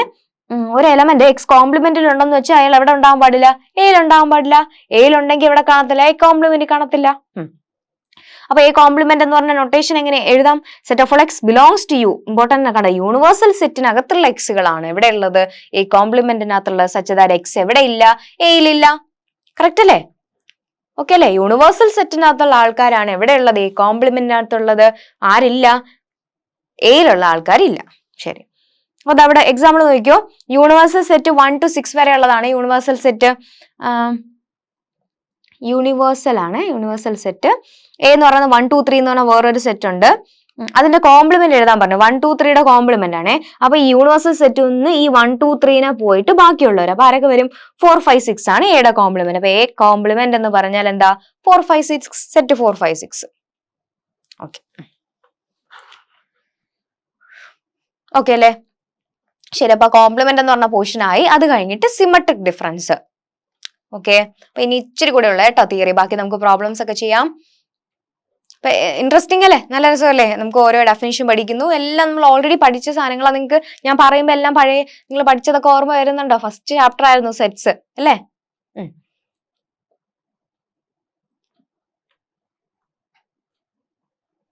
ഓക്കെ, അടുത്തത് symmetric difference of sets. Symmetric difference എന്ന് പറയുന്നത് അത് നിങ്ങൾ പഠിച്ചിട്ടില്ല അല്ലെ? ഒരു പുതിയ കോൺസെപ്റ്റ് ആണ്. സിമെട്രിക് ഡിഫറൻസ് വേറൊന്നുമില്ല. ഇതാണ് എ സിമെട്രിക് ഡിഫറൻസ്. ബി എന്ന് പറഞ്ഞാൽ വേറൊന്നുമില്ല, എ യൂണിയൻ ബി എന്ന് എ ഇന്റർസെക്ഷൻ ബി മാറ്റുന്നു. ഇതാണ് symmetric difference. Okay, A 2 set ഉണ്ട്, എയും ബിയും. അവരുടെ യൂണിയൻ നമ്മൾ എടുത്തു വെച്ചിട്ടുണ്ട്. അവർ യൂണിയൻ എടുത്തു വെച്ചിട്ട് അതിൽ നിന്ന് രണ്ടിലും കോമൺ ആയിട്ടുള്ള കുറച്ച് ആൾക്കാരല്ലേ, അവരെ ഒന്ന് മാറ്റി കഴിഞ്ഞാൽ അതായിരിക്കും നമ്മുടെ എ സിമെട്രിക് ഡിഫറൻസ് ബി എന്ന് പറയുന്നത്. കാര്യം പിടികിട്ടിയോ? എ യൂണിയൻ ബി എന്ന് ആരെ മാറ്റും? A intersection B. ഓക്കെ, രണ്ടുപേരുടെ യൂണിയൻ എടുത്തിട്ട് അതിൽ നിന്ന് കോമൺ ആയിട്ടുള്ളവരെ മാറ്റി കഴിഞ്ഞാൽ കിട്ടുന്നതായിരിക്കും എന്ത്? A symmetric difference B. Okay, അപ്പൊ the symmetric difference of set A and B denote ചെയ്യുന്നത് എന്ന് പറഞ്ഞാൽ എന്താ? Is the set containing those elements in either A or B but not in both A and B. Okay, അപ്പൊ symmetric difference എന്ന് പറഞ്ഞാൽ സെറ്റിലുള്ള elements എങ്ങനെയായിരിക്കും? ഒന്നുകിൽ എയിൽ അല്ലെങ്കിൽ ബിയിൽ കാണും, പക്ഷേ നോട്ട് ഇൻ ബോത്ത്, എയിലും ബിയിലും കൂടെ ഉണ്ടെന്ന് നമുക്ക് പറയാൻ പറ്റൂല. ശരിയല്ല, കാരണം എ യൂണിയൻ ബിക്കകത്തുനിന്ന് നമുക്ക് ആ എ ഇന്റർസെക്ഷൻ ബി എന്ന് പറഞ്ഞ പോർഷൻ നമ്മളെടുത്ത് കളയാൻ പോവാം. അപ്പൊ സിമെട്രിക് ഡിഫറൻസിനെ നമുക്ക് വെൻ ഡയഗ്രം വെച്ച് നോക്കാം. യൂണിവേഴ്സൽ സെറ്റ് വരച്ചു, എയും ബിയുവേ, ഇത് എ ബി, ഇത് യൂണിയൻ എന്ന് പറയുമ്പോൾ ഇത് കംപ്ലീറ്റ് വരും അല്ലേ. അതിൽ നിന്ന് നമ്മൾ ആരെ മാറ്റാൻ പോവാ? ഈ ഒരു നടുക്കുള്ള പോർഷൻ മാത്രം വേണ്ട. ഇതാണ് സിമെട്രിക് ഡിഫറൻസ്. കണ്ടോ, ഈ ഒരു എ ഇന്റർസെക്ഷൻ ബി മാത്രം മാറ്റി എ യൂണിയൻ ബിയുടെ പോർഷനിൽ നിന്ന് എ ഇന്റർസെക്ഷൻ ബിനെ മാറ്റിയപ്പോ നമുക്ക് എന്ത് കിട്ടി? എ സിമെട്രിക് ഡിഫറൻസ് ബി കിട്ടി. കറക്റ്റ് അല്ലേ? എ യൂണിയൻ ബിയിൽ നിന്ന് എ ഇന്റർസെക്ഷൻ ബി എന്ന് പറയുന്ന സെൻട്രൽ പോർഷൻ മാറ്റിയപ്പോ സിമെട്രിക് ഡിഫറൻസ് കിട്ടും. ഓർത്ത് വെച്ചോണേ. അപ്പൊ അതാ എക്സാമ്പിൾ നോക്കിയ സെറ്റ് തന്നിട്ടുണ്ട്. Symmetric difference set 1 3 5. അപ്പൊ ഞാൻ നേരത്തെ പറഞ്ഞ ഈ ഡിസ്ക്രീറ്റിന്റെ കാര്യം ഈ സെറ്റ് പഠിക്കുമ്പോൾ നിങ്ങൾക്ക് മനസ്സിലാവുന്നുണ്ടോ? കാരണം ഈ 1 3 5 ഇവരെല്ലാം മൂന്ന് പേര്, ഇവർ തമ്മിൽ എന്തെങ്കിലും എന്തുണ്ടോ? എല്ലാവരും തമ്മിൽ ഗ്യാപ്പ് ഉണ്ടല്ലേ? കണ്ടിന്യൂസ് നമ്മൾ റിയൽ നമ്പർ പറയുന്ന പോലെ ആണോ പറയുന്നതല്ല, എല്ലാവരും തമ്മിൽ ഗ്യാപ്പ്. അങ്ങനെ ഒരു ഗ്യാപ്പ് വരുന്ന രീതിയിൽ നമ്മൾ നമ്പേഴ്സിനെ ഡിസ്ക്രീറ്റ് ആയിട്ട് അറേഞ്ച് ചെയ്യുന്നതിന്റെ ആദ്യത്തെ പടിയാണ് ഈ സെറ്റ് എന്ന് പറയുന്ന കോൺസെപ്റ്റ്. ഓക്കെ അല്ലേ? അപ്പൊ ആ സിമെട്രിക് ഡിഫറൻസ് സെറ്റ് 1 3 5 ഉണ്ട്. അല്ല, 1 3 5ന്റെയും 1 2 3യുടെയും സിമെട്രിക് ഡിഫറൻസ് ആണ് ചോദിച്ചേക്കുന്നത്. അപ്പൊ എന്ത് ചെയ്യണം? ഈ രണ്ടു പേരിൽ നിന്ന് കോമൺ ആയിട്ടുള്ളവരെ മാറ്റിയിട്ട് ബാക്കിയുള്ളതാണ് എന്ത്? Symmetric difference. അപ്പൊ ആദ്യം നമുക്ക് നോക്കാം. 1 3 5 1 3 അല്ലെ, 1 3 5 എന്ന് പറയുന്ന സെറ്റും ഉണ്ട്, 1 2 3 എന്ന് പറയുന്ന സെറ്റും ഉണ്ട്. ഈ രണ്ട് സെറ്റിലും കോമൺ ആയിട്ട് ആരാടാ ഉള്ളത്? കോമൺ ആയിട്ട് 1 വരുന്നുണ്ട്. അപ്പൊ അവരെ മാറ്റി. വേറെ ആരുണ്ട്? 3 വരുന്നുണ്ട്. ഇപ്പൊ രണ്ടിലും കോമൺ ആയിട്ട് വരുന്നവരെ മാറ്റിയിട്ട് ബാക്കിയുള്ളവരെന്നല്ലേ. അപ്പൊ ബാക്കിയുള്ളത് ആരൊക്കെ ഉണ്ട്? ഈ ആദ്യത്തെ സെറ്റിനകത്ത് ഒരു 5 ഉണ്ട്, രണ്ടാമത്തെ സെറ്റിനകത്ത് ഒരു 2 ഉണ്ട്. അപ്പൊ ഇതാണ് എന്ത്? A symmetric difference B. Clear ആയില്ലേ? അപ്പൊ രണ്ട് സെറ്റിൽ നിന്നും കോമൺ ആയിട്ടുള്ളവരെ മാറ്റിയിട്ട് ബാക്കിയുള്ളവര് എന്നുള്ള രീതിയിൽ ചിന്തിക്കുമ്പോൾ എന്ത് കിട്ടും? എ സിമെട്രിക് ഡിഫറൻസ് ബി കിട്ടും. ഓക്കെ, അപ്പൊ ഇത്രയേ ഉള്ളൂ മെയിൻ ആയിട്ടുള്ള സെറ്റ് ഓപ്പറേഷൻസ് എന്ന് പറയുന്ന ടോപ്പിക്. സെറ്റ് ഓപ്പറേഷൻസ് നമ്മൾ ഏതൊക്കെയാ പഠിച്ചു? യൂണിയൻ പഠിച്ചു, ഇന്റർസെക്ഷൻ പഠിച്ചു, then complement, then symmetric difference അല്ലേ. ഓക്കെ അല്ലെ? ഇത്രയും കോൺസെപ്റ്റ് ആണല്ലോ പഠിച്ചത്. ഓക്കെ, അത് കഴിഞ്ഞിട്ട് സിമെട്രിക് ഡിഫറൻസ് ഇത്രയും പഠിച്ചു നിർത്തി. അടുത്ത ഇനി ജനറലൈസേഷൻ ആണ് പറയുന്നത്. അപ്പൊ ഇത് ജസ്റ്റ് നിങ്ങളൊന്ന് അത് ഡെഫിനിഷൻ ഒന്ന് കാണിക്കാൻ വേണ്ടി ചെയ്തു എന്നേ ഉള്ളൂ കേട്ടോ. ജനറലൈസ്ഡ് യൂണിയൻ ആൻഡ് ഇന്റർസെക്ഷൻ എന്ന് വെച്ചാൽ നമ്മളെപ്പോഴും 2 or 3 സെറ്റിലല്ലേ പറയുന്നത്. അപ്പൊ അങ്ങനെ അല്ലല്ലോ, എത്ര സെറ്റ് വന്നാലും generally N number of set വന്നാലും നമുക്ക് അവർക്കൊക്കെ ഈ പറഞ്ഞ പ്രോപ്പർട്ടി ഒക്കെ ഉപയോഗിക്കാൻ പറ്റും എന്ന് കാണിക്കാൻ വേണ്ടിയിട്ട് ആ ജനറലൈസ്ഡ് വേർഷൻസ് അവിടെ കൊടുത്തിട്ടുണ്ട്. അപ്പൊ ജനറലൈസ്ഡ് യൂണിയൻ ആൻഡ് ഇന്റർസെക്ഷൻ എന്ന് വെച്ചാൽ 3 എലമെന്റ്സിന്റെ കേസിൽ പറയാം, അതുപോലെ 4 എലമെന്റ്സ്, അങ്ങനെ n എലമെന്റ്സിന്റെ കേസിൽ പറയാം. അപ്പൊ A1 മുതൽ AN വരെയുള്ളവരുടെ യൂണിയനെ നമ്മൾ union i = 1 to n ai എന്ന് എഴുതും. അതുപോലെ A1 മുതൽ AN വരെയുള്ളവരുടെ intersection i = 1 to n ai എന്ന് എഴുതും. അത്രയും പേരുണ്ടെങ്കിൽ അങ്ങനെയല്ലേ നമ്മൾ എഴുതുള്ളൂ. കോമൺ ആയിട്ടുള്ള നോട്ടേഷൻ ആണ്. ഓക്കെ, ശരി. ഇനിയാണ് നമ്മുടെ മെയിൻ ടോപ്പിക്, അതായത് നമ്മുടെ സെറ്റ് ഐഡന്റിറ്റീസ് എന്ന് പറയുന്ന ഒരു ടോപ്പിക് വരുന്നത്. ഇതുകൂടെ കഴിയുമ്പോഴത്തേക്ക് നമ്മുടെ പോർഷൻ കംപ്ലീറ്റ് ആവും. Set identities. ഓക്കെ, അപ്പൊ സെറ്റ് ഐഡന്റിറ്റീസ് എന്താണെന്ന് നോക്കാൻ പോവാണ്. അപ്പൊ ഓൾറെഡി നിങ്ങൾ പഠിച്ച ഐഡന്റിറ്റീസ് ആണ്. ഇതിന്റെ തന്നെ പല പ്രൂഫുകളും ഒക്കെ ചോദിക്കും. അപ്പൊ ഞാൻ എല്ലാം ബോക്സ് ചെയ്ത് കൊടുത്തിട്ടുണ്ട്. നമുക്ക് ആവശ്യമുള്ള ഐഡന്റിറ്റീസിൽ ഇതിന്റെ കുഞ്ഞു കുഞ്ഞു പ്രൂഫുകൾ ഉണ്ടാവും. ഇനി ഇത് വെച്ചിട്ട് വരുന്ന ക്വസ്റ്റ്യൻസും വരാറുണ്ട്. ഓക്കെ, അപ്പൊ ഈ യൂണിയൻ ഇന്റർസെക്ഷൻ വരുന്ന ഏതോ ഒരു ക്വസ്റ്റ്യൻ ഞാൻ അവിടെ ഇട്ടിട്ടുണ്ട്. അപ്പൊ അത് നിങ്ങൾ നോക്കിക്കോണേ. ഒരു ക്വസ്റ്റ്യൻ ഉണ്ടായിരുന്നു അല്ലേ, ഞാൻ അതാ നോക്കിയത്. നമ്മൾ ആദ്യം പഠിച്ചപ്പോ യൂണിയൻ വരുന്നത് വെൻ ഡയഗ്രാം വരുന്ന ഒരു ക്വസ്റ്റ്യൻ ഉണ്ടായിരുന്നല്ലോ. അതാ ഇത്. ശരി. പ്രൂവ് ദാറ്റ് ഒരു ക്വസ്റ്റ്യൻ ഉണ്ടായിരുന്നു, അത് ഞാൻ വിട്ടുപോയി. ഇതൊന്ന് ചെയ്യാം. ക്രോസ് പ്രോഡക്റ്റും ഇന്റർസെക്ഷനും ഒക്കെ വരുന്നതാണ്. ഇതിൽ ഒരെണ്ണം ഞാൻ കാണിച്ചു തരാം, ബാക്കി നിങ്ങൾക്ക് പെട്ടെന്ന് ചെയ്യാൻ പറ്റും. എ ബി സി എന്ന് പറയുന്ന 3 സെറ്റ് തന്നിട്ടുണ്ട്. പ്രൂവ് ദാറ്റ് ആണ്. എ പാർട്ട് പറഞ്ഞ് A × B ഇന്റർസെക്ഷൻ സി എന്ന് പറയുന്നത് A × B intersection A × C ആണെന്ന് പ്രൂവ് ചെയ്യാനാ പറഞ്ഞിട്ടുള്ളത്. ഓക്കെ, ഇമ്പോർട്ടന്റ് ആണ്, ഇങ്ങനത്തെ ചോദിക്കും കേട്ടോ. അപ്പൊ A × B ഇന്റർസെക്ഷൻ സി. അപ്പൊ ഇതിൽ ലെഫ്റ്റ് സൈഡും റൈറ്റ് സൈഡും എടുത്തിട്ട് സെയിം ആണോ നോക്കിയാൽ മതിയല്ലോ. അപ്പൊ ആദ്യം നോക്കിയേ, ബി ഇന്റർസെക്ഷൻ സി എടുത്തേ. ബി ഇന്റർസെക്ഷൻ സി എന്ന് വെച്ചാൽ ബിയിലും സിയിലും കോമൺ ആയിട്ടുള്ള ആരെങ്കിലും ഉണ്ടോ നോക്കിയേ. ബിയിലും സിയിലും കോമൺ ആയിട്ട് ആരെങ്കിലും ഉണ്ടോ? ആരുമില്ല, empty സെറ്റ്. അങ്ങനെയാണെങ്കിൽ A × B ഇന്റർസെക്ഷൻ സി എന്ത് തന്നെ ആയിരിക്കും? empty സെറ്റ് തന്നെ ആയിരിക്കും. ഇനി അടുത്ത അപ്പൊ LHS ആയി. ഇനി RHS എന്ന് വെച്ചാൽ A × B എടുക്കണം. A × B വേണം, A × C വേണം. അപ്പൊ A × B പറഞ്ഞേ, എയും ബിയും കൂടെ ക്രോസ് പ്രോഡക്റ്റ് എടുത്തേ. 1 2 ഓർഡർ പേർ 1 2 1 5 അല്ലേ. അടുത്തത് 2ഉം 2 എല്ലാവരുമായിട്ടും പേർ ചെയ്യണം. 2 5. അടുത്തത് 3ഉം 2ഉം, then 3 5 അടുത്ത 4 2 4 5 ഇങ്ങനെയാണ് എ ക്രോസ് ബി വരുന്നത്. അപ്പൊ നോക്ക് നമ്മളോട് എന്താ എ ക്രോസ് ബിയുടെ എ ക്രോസ് സിയുടെ ഇന്റർസെക്ഷൻ. അപ്പൊ എ ക്രോസ് സി പറഞ്ഞ് എ ക്രോസ് സി എന്ന് പറഞ്ഞാല് എയും സിയും തമ്മിലാണ്. എയും സിയും തമ്മിൽ ക്രോസ് പ്രോഡക്റ്റ് എടുക്കണം. അപ്പൊ ആദ്യത്തെ എയിലെ 1ഉം 3 ആയിട്ട് പെയർ ചെയ്തു, ദേ 1ഉം 4ഉം ആയിട്ട് പെയർ ചെയ്തു, 1ഉം 7ഉം ആയിട്ട് പെയർ ചെയ്തു. അതുപോലെ 2 3 നിങ്ങൾക്ക് വേഗം എഴുതിപ്പോം. 2 4 2 7 3 3 3 4 3 7 അതുപോലെ 4 3 4 4 4 7. അപ്പൊ എ ക്രോസ് ബിയും എ ക്രോസ് സിയും എഴുതി അല്ലെ. ഇനി നമുക്ക് വേണ്ടത് എ ക്രോസ് ബിയുടെയും എ ക്രോസ് സിയുടെയും ഇന്റർസെക്ഷൻ ആണ്. A cross B intersection A cross C. രണ്ടിലും കോമൺ ആയിട്ട് ആരെങ്കിലും ഉണ്ടോ നോക്കി, വേഗം നോക്കി. എ ക്രോസ് ബി ഉണ്ട്, എ ക്രോസ് സി ഉണ്ട്. എ ക്രോസ് ബിയിലും എ ക്രോസ് സിയിലും കോമൺ ആയിട്ട് ഏതെങ്കിലും ഓർഡേർഡ് പെയർ വരുന്നുണ്ടോ? ഓരോ ഓർഡർ പേരും ഇല്ല അല്ലെ, എല്ലാരും എന്താ ഡിസ്റ്റിങ്ക്റ്റാ. അപ്പൊ അതിന്റെ ആൻസർ എന്താ? എം ടി സെറ്റാ. ഇത് തന്നെയല്ലേ പ്രൂവ് ചെയ്യാൻ പറഞ്ഞത്. എൽ എച്ച് എസും എം ടി സെറ്റാ കിട്ടിയത്, ആർ എച്ച് എസും എം ടി സെറ്റാ കിട്ടിയത്. അപ്പൊ therefore നമുക്ക് എങ്ങനെ എഴുതാം? A cross B intersection C is equal to A cross B intersection A cross C എന്ന് എഴുതിക്കൂടെ? കറക്റ്റ് അല്ലേ? ഉണ്ടല്ലോ. അപ്പൊ ഇതേ ഒരു ഐഡിയ തന്നെയാണ് ബി പാർട്ടും വരുന്നത്. ആദ്യം എ ഇന്റർസെക്ഷൻ ബി കണ്ടുപിടിക്കുക, എന്നിട്ട് നിങ്ങൾ സി ആയിട്ട് ക്രോസ് ചെയ്യുക. അപ്പൊ എൽ എച്ച് എസ് കിട്ടും. ഇതുപോലെ ആർ എച്ച് എസ് എടുത്ത് നോക്കുക, സെയിം ആണോ എന്ന് പ്രൂവ് ചെയ്യുക. അത് നിങ്ങൾക്ക് ചെയ്തൂടെ? ബി നിങ്ങൾക്ക് ചെയ്യാനുള്ളതാണ്, ചെയ്തിട്ട് ആൻസർ കിട്ടുന്നുണ്ടോ നോക്കണം. ഓക്കെ അല്ലേ? ശരി. അപ്പൊ നമ്മളിത് ഞാൻ ആ ജനറലൈസ്ഡ് കണ്ടപ്പോഴാണ് ഓർമ്മ വന്നത് ഈ ഒരു വശം വിട്ടല്ലോ എന്നുള്ളത്. അപ്പൊ നമ്മൾ എവിടെയാണ് സെറ്റ് ഓപ്പറേഷൻസ് പഠിക്കാൻ പോയപ്പോഴാണ് നമ്മളിത് കണ്ടുപിടിച്ചത് അല്ലെ. Set operations, set identities. Set operations കഴിഞ്ഞു, സെറ്റ് ഐഡന്റിറ്റീസ് ഇമ്പോർട്ടന്റ് ആയിട്ടുള്ള ഐഡന്റിറ്റീസ് ആണ്. ദ ഇമ്പോർട്ടന്റ് ഐഡന്റിറ്റീസ് ഇതെല്ലാം നിങ്ങൾ ഓൾറെഡി പഠിച്ചിട്ടുള്ളത്. അപ്പൊ ഇതിന്റെയൊക്കെ പേരുകളും ഐഡന്റിറ്റീസും നിങ്ങൾ ഓർത്ത് വെച്ചേക്കണം. ഇതൊന്നും പഠിച്ചു വെച്ചേക്കണം കേട്ടോ. അപ്പൊ കമ്മ്യൂട്ടേറ്റീവ് ലോ എന്ന് ചോദിച്ചാൽ അത് പറയാൻ അറിഞ്ഞിരിക്കണം, കാരണം അങ്ങനെ ആയിരിക്കും ചോദിക്കുന്നത്. അപ്പൊ ലോയും കൂടെ ചേർത്ത് തന്നാൽ ഓക്കെ ആയിരുന്നു, പക്ഷെ അങ്ങനെയല്ല. എന്താണ് ലോ, എന്താണ് ഡിമോർഗൻസ് ലോ എന്ന് ചോദിച്ചാൽ അത് പറയാൻ നിങ്ങൾക്ക് അറിയണം. ശരി, നോക്കാം. അപ്പൊ ഇമ്പോർട്ടൻറ്റ് സെറ്റ് ഐഡന്റിറ്റീസ് ആദ്യം പറയുന്നത് കമ്മ്യൂട്ടേറ്റീവ് ലോ. കമ്മ്യൂട്ടേറ്റീവ് ലോ എന്ന് പറഞ്ഞാൽ നമ്മൾ പഠിച്ചിട്ടുണ്ട് അല്ലെ. അങ്ങോട്ടും ഇങ്ങോട്ടും തിരിച്ചെഴുതിയാലും കുഴപ്പമില്ല അല്ലെ. കമ്മ്യൂട്ടേറ്റീവ് അപ്പൊ 2 into 3 ചെയ്താലും 3 into 2 ചെയ്താലും നമുക്ക് 6 അല്ലേ കിട്ടുള്ളൂ. അപ്പൊ അത് തന്നെയാ പറയുന്നത്.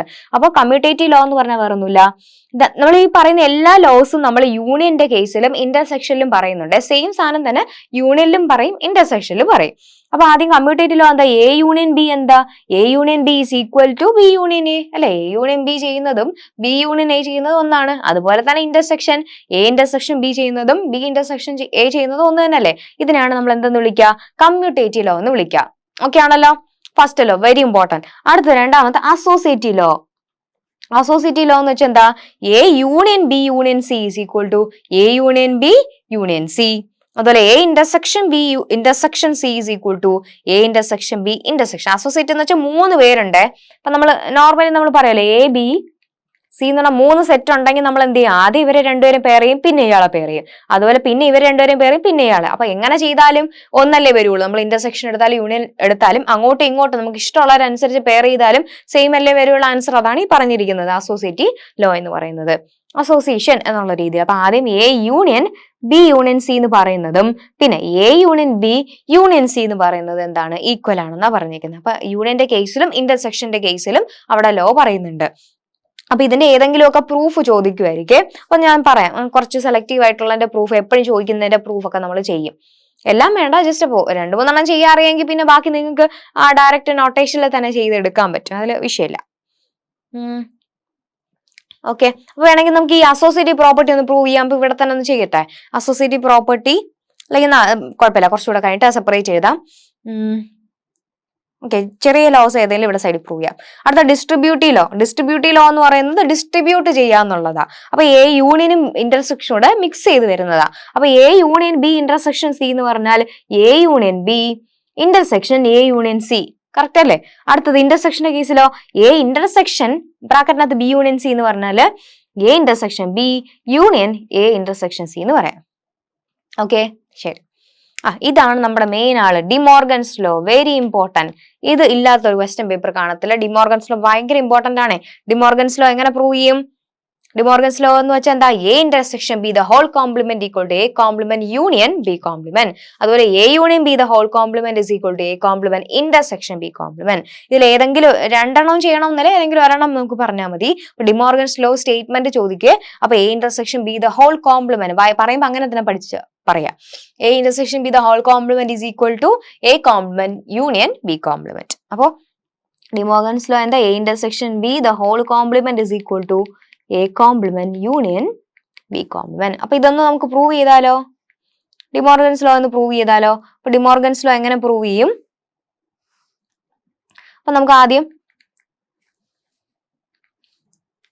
എ ഇന്റർസെക്ഷൻ ബി എഴുതാം. എ ഇന്റർസെക്ഷൻ ബി അല്ല, എ ഇന്റർസെക്ഷൻ ബിയുടെ കോംപ്ലിമെന്റ് സ്റ്റാർട്ട് ചെയ്യാം. എ ഇന്റർസെക്ഷൻ ബിയുടെ കോംപ്ലിമെന്റ് എന്ന് പറഞ്ഞാൽ എന്താ ശരിക്കും? Set of all X such that x എവിടെ കാണത്തില്ലടാ? എ ഇന്റർസെക്ഷൻ ബിയിൽ കാണത്തില്ല അല്ലെ എന്നല്ലേ ഈ അർത്ഥം? ശരിയാണോ? എ ഇന്റർസെക്ഷൻ ബി കോംപ്ലിമെന്റ് എന്ന് പറഞ്ഞാൽ എ ഇന്റർസെക്ഷൻ ബിയിൽ ഇല്ലാത്തവർ, അതായത് set of all X such that x not belongs to A intersection B. A intersection ബിയിൽ ഇല്ലാത്ത എക്സുകളെയാണ് നമ്മൾ എ ഇന്റർസെക്ഷൻ ബി കോംപ്ലിമെന്റിനകത്ത് പറയുന്നത്. കറക്റ്റ് അല്ലേ? which is equal to set of all x such that, such that എന്ന് പറയുമ്പോൾ ഒരു straight line ഇട്ടിട്ടാ വരയ്ക്കുന്നത് അല്ലേ? such that x a intersection ബിയിൽ ഇല്ല. അപ്പൊ എക്സ് എ ഇന്റർസെക്ഷൻ ബിയിൽ ഇല്ല എന്ന് പറഞ്ഞാൽ എവിടെയൊക്കെ ഇല്ല? ഒന്നുകിൽ എ കാണത്തില്ല, അല്ലെങ്കിൽ ബി കാണത്തില്ല. കറക്റ്റ് ആണോ? എയിലും ഇല്ല ബിയിലും ഇല്ല എന്ന് പറയാൻ പറ്റുമോ? ഇന്റർസെക്ഷനിൽ ഇല്ല എന്ന് പറഞ്ഞാൽ അങ്ങനെയല്ലല്ലോ. കോമൺ ആയിട്ടില്ല എന്നല്ലേ ഉള്ളൂ. ഒന്നുകിൽ എ കാണും, ഓക്കെ, അതായത് ഒന്നുകിൽ എ കാണും അല്ലെങ്കിൽ ബി കാണും എന്നുള്ള മീനിങ് അല്ല. അത് എ ഇന്റർസെക്ഷൻ ബിയിൽ ഇല്ല എന്ന് പറഞ്ഞാല് എ ഇന്റർസെക്ഷൻ ബിയിൽ ഇല്ല. അപ്പോ ഒന്നുകിൽ എയിലായിരിക്കും ഇല്ലാത്തത്, അല്ലെങ്കിൽ ബിയിലായിരിക്കും ഇല്ലാത്തത്. രണ്ടിലും ഇല്ല എന്ന് നമുക്ക് പറയാൻ പറ്റത്തില്ലല്ലോ. ഓർ, അതുകൊണ്ടാണ് ഇവിടെ ഓർ ഇട്ടത്. ഇവിടെ ആൻഡ് ഇട്ടിരുന്നെങ്കിൽ പണിവാളിയനെ. ഇവിടെ ഓർ ഇട്ടത് കറക്റ്റ് അല്ലേ? കാരണം എന്താ? എക്സ് എ ഇന്റർസെക്ഷൻ ബിയിൽ ഇല്ല എന്ന് പറഞ്ഞാൽ ഒന്നുകിൽ എയിലില്ല അല്ലെങ്കിൽ ബിയിലില്ല. അതുകൊണ്ടാണ് ഇന്റർസെക്ഷനിൽ വരാത്തത്. അല്ലാതെ എയിലും ഇല്ല ബിയിലും ഇല്ല എന്ന് നമുക്ക് പറയാൻ പറ്റുമോ? ഇല്ല. ഓക്കെ, ഇനി പറഞ്ഞ which is equal to x such that x എയിലില്ല എന്ന് പറഞ്ഞാൽ എവിടെ കാണൂടാ? എയിലില്ലെങ്കിൽ എവിടെ കാണും? എ കോംപ്ലിമെന്റ് കാണും. ഓർ എക്സ് ബിയിലില്ലെങ്കിൽ എവിടെ കാണും? ബിയുടെ കോംപ്ലിമെന്റ് കാണും. ഓക്കെ, അപ്പൊ എ കോംപ്ലിമെന്റിലോ ബി കോംപ്ലിമെന്റിലോ ഉണ്ടെന്ന് പറഞ്ഞാൽ എവിടെ കാണുമായിരിക്കും? A complement union B complement കാണുമെന്നല്ലേ? ഇത് തന്നെയല്ലേ നമ്മളോട് പ്രൂവ് ചെയ്യാൻ പറഞ്ഞേ? ശരിയല്ലേ? ഈസി അല്ലേ? കണ്ടോ? എക്സ് എ കോംപ്ലിമെന്റിലും അല്ലെങ്കിൽ ഒന്നുകിൽ എ കോംപ്ലിമെന്റ് അല്ലെങ്കിൽ ബി കോംപ്ലിമെന്റ് എന്ന് വെച്ചാൽ A complement union B complement കാണുമെന്നല്ലേ? അപ്പൊ LHS ഈക്വൽ ടു RHS കിട്ടിയോ? അപ്പൊ നമ്മുടെ ഡിമോർഗൻസ് ലോ പ്രൂവ് ആയോ? കറക്റ്റ് അല്ലേ? അപ്പൊ ഇവിടെ നമ്മളിപ്പോ യൂണിയൻ ഇന്റർസെക്ഷൻ വെച്ചിട്ട് പ്രൂവ് ചെയ്ത്, ഇതേപോലെ യൂണിയന്റെ കേസും പ്രൂവ് ചെയ്യാം. വലിയ വ്യത്യാസമൊന്നുമില്ല, നിങ്ങൾക്ക് ചെയ്തു നോക്കാൻ പറ്റും. ഓക്കെ ആണല്ലോ? അപ്പൊ ഏതെങ്കിലും ഒരെണ്ണം മതി, സാരമില്ല. അപ്പൊ ഡിമോർഗൻസ് ലോ പ്രൂവ് ചെയ്യാൻ പഠിച്ചോ? A intersection B the whole complement is equal to A complement union B complement ആണ്. പ്രൂഫ് ഒക്കെ ഭയങ്കര സിമ്പിൾ ആണ്.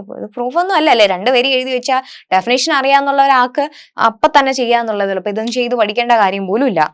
ഓക്കെ ആണല്ലോ? അപ്പൊ ഡിമോർഗൻസ് ലോ ആണ് നമ്മൾ പ്രൂവ് ചെയ്തിട്ടുള്ളത്. കിട്ടി? ശരി. അപ്പൊ അടുത്തത് ഡോമിനേഷൻ ലോ ഉണ്ട്. ഡോമിനേഷൻ ലോ എന്ന് പറഞ്ഞാൽ എന്താ? A union U is equal to U, A intersection phi is equal to phi. അതാണ് ഡോമിനേറ്റ് ചെയ്യാന്ന് പറഞ്ഞാൽ യൂണിവേഴ്സൽ സെറ്റ് അല്ലേ എപ്പോഴും ഡോമിനേറ്റ് ചെയ്തിരിക്കുന്നത്. അപ്പൊ നോക്കിയേ, എ എന്താണ് ഡോമിനേഷൻ ലോയുടെ ആദ്യത്തെ സ്റ്റേറ്റ്മെന്റ് പറയുന്നത് എന്താ? A union U is equal to U എന്ന് വെച്ചാൽ എയും യു എന്ന് പറഞ്ഞ യൂണിവേഴ്സൽ സെറ്റും കൂടെ യൂണിയൻ എടുത്താൽ നമുക്ക് യൂണിവേഴ്സൽ സെറ്റ് കിട്ടുമോ? നോക്കൂ, എ യൂണിയൻ യുവിന്റെ ഡെഫിനിഷൻ നിങ്ങളൊന്ന് പറഞ്ഞേ. Set of all X such that x എവിടെ കാണാം? എക്സ് ഒന്നുകിൽ എ കാണും, അല്ലെങ്കിൽ എക്സ് എവിടെ കാണും? യുയിൽ കാണും. എയിലോ യുയിലോ കാണുമെന്ന് വെച്ചാൽ നമുക്കറിയാലേ ഏറ്റവും വലിയ സെറ്റ് യു അല്ലേടാ, യുവിനേക്കാളും വലിയ സെറ്റ് ഇല്ല. അപ്പൊ എയിലോ യുയിലോ കാണും എന്ന് പറഞ്ഞാൽ യുയിൽ ഉണ്ടെന്ന് പറയുന്നതിന്റെ അർത്ഥമല്ലേ? Set of all X such that x എവിടെ ഉണ്ട്? യുയിലുണ്ട്. അപ്പൊ എക്സ് യുയിലുണ്ടെന്ന് പറഞ്ഞാൽ അത് യൂണിവേഴ്സൽ സെറ്റ് ആയില്ലേ? അത്രേ ഉള്ളൂ പ്രൂഫ്. സിമ്പിൾ അല്ലേ? അപ്പൊ ഇതാണ് domination law.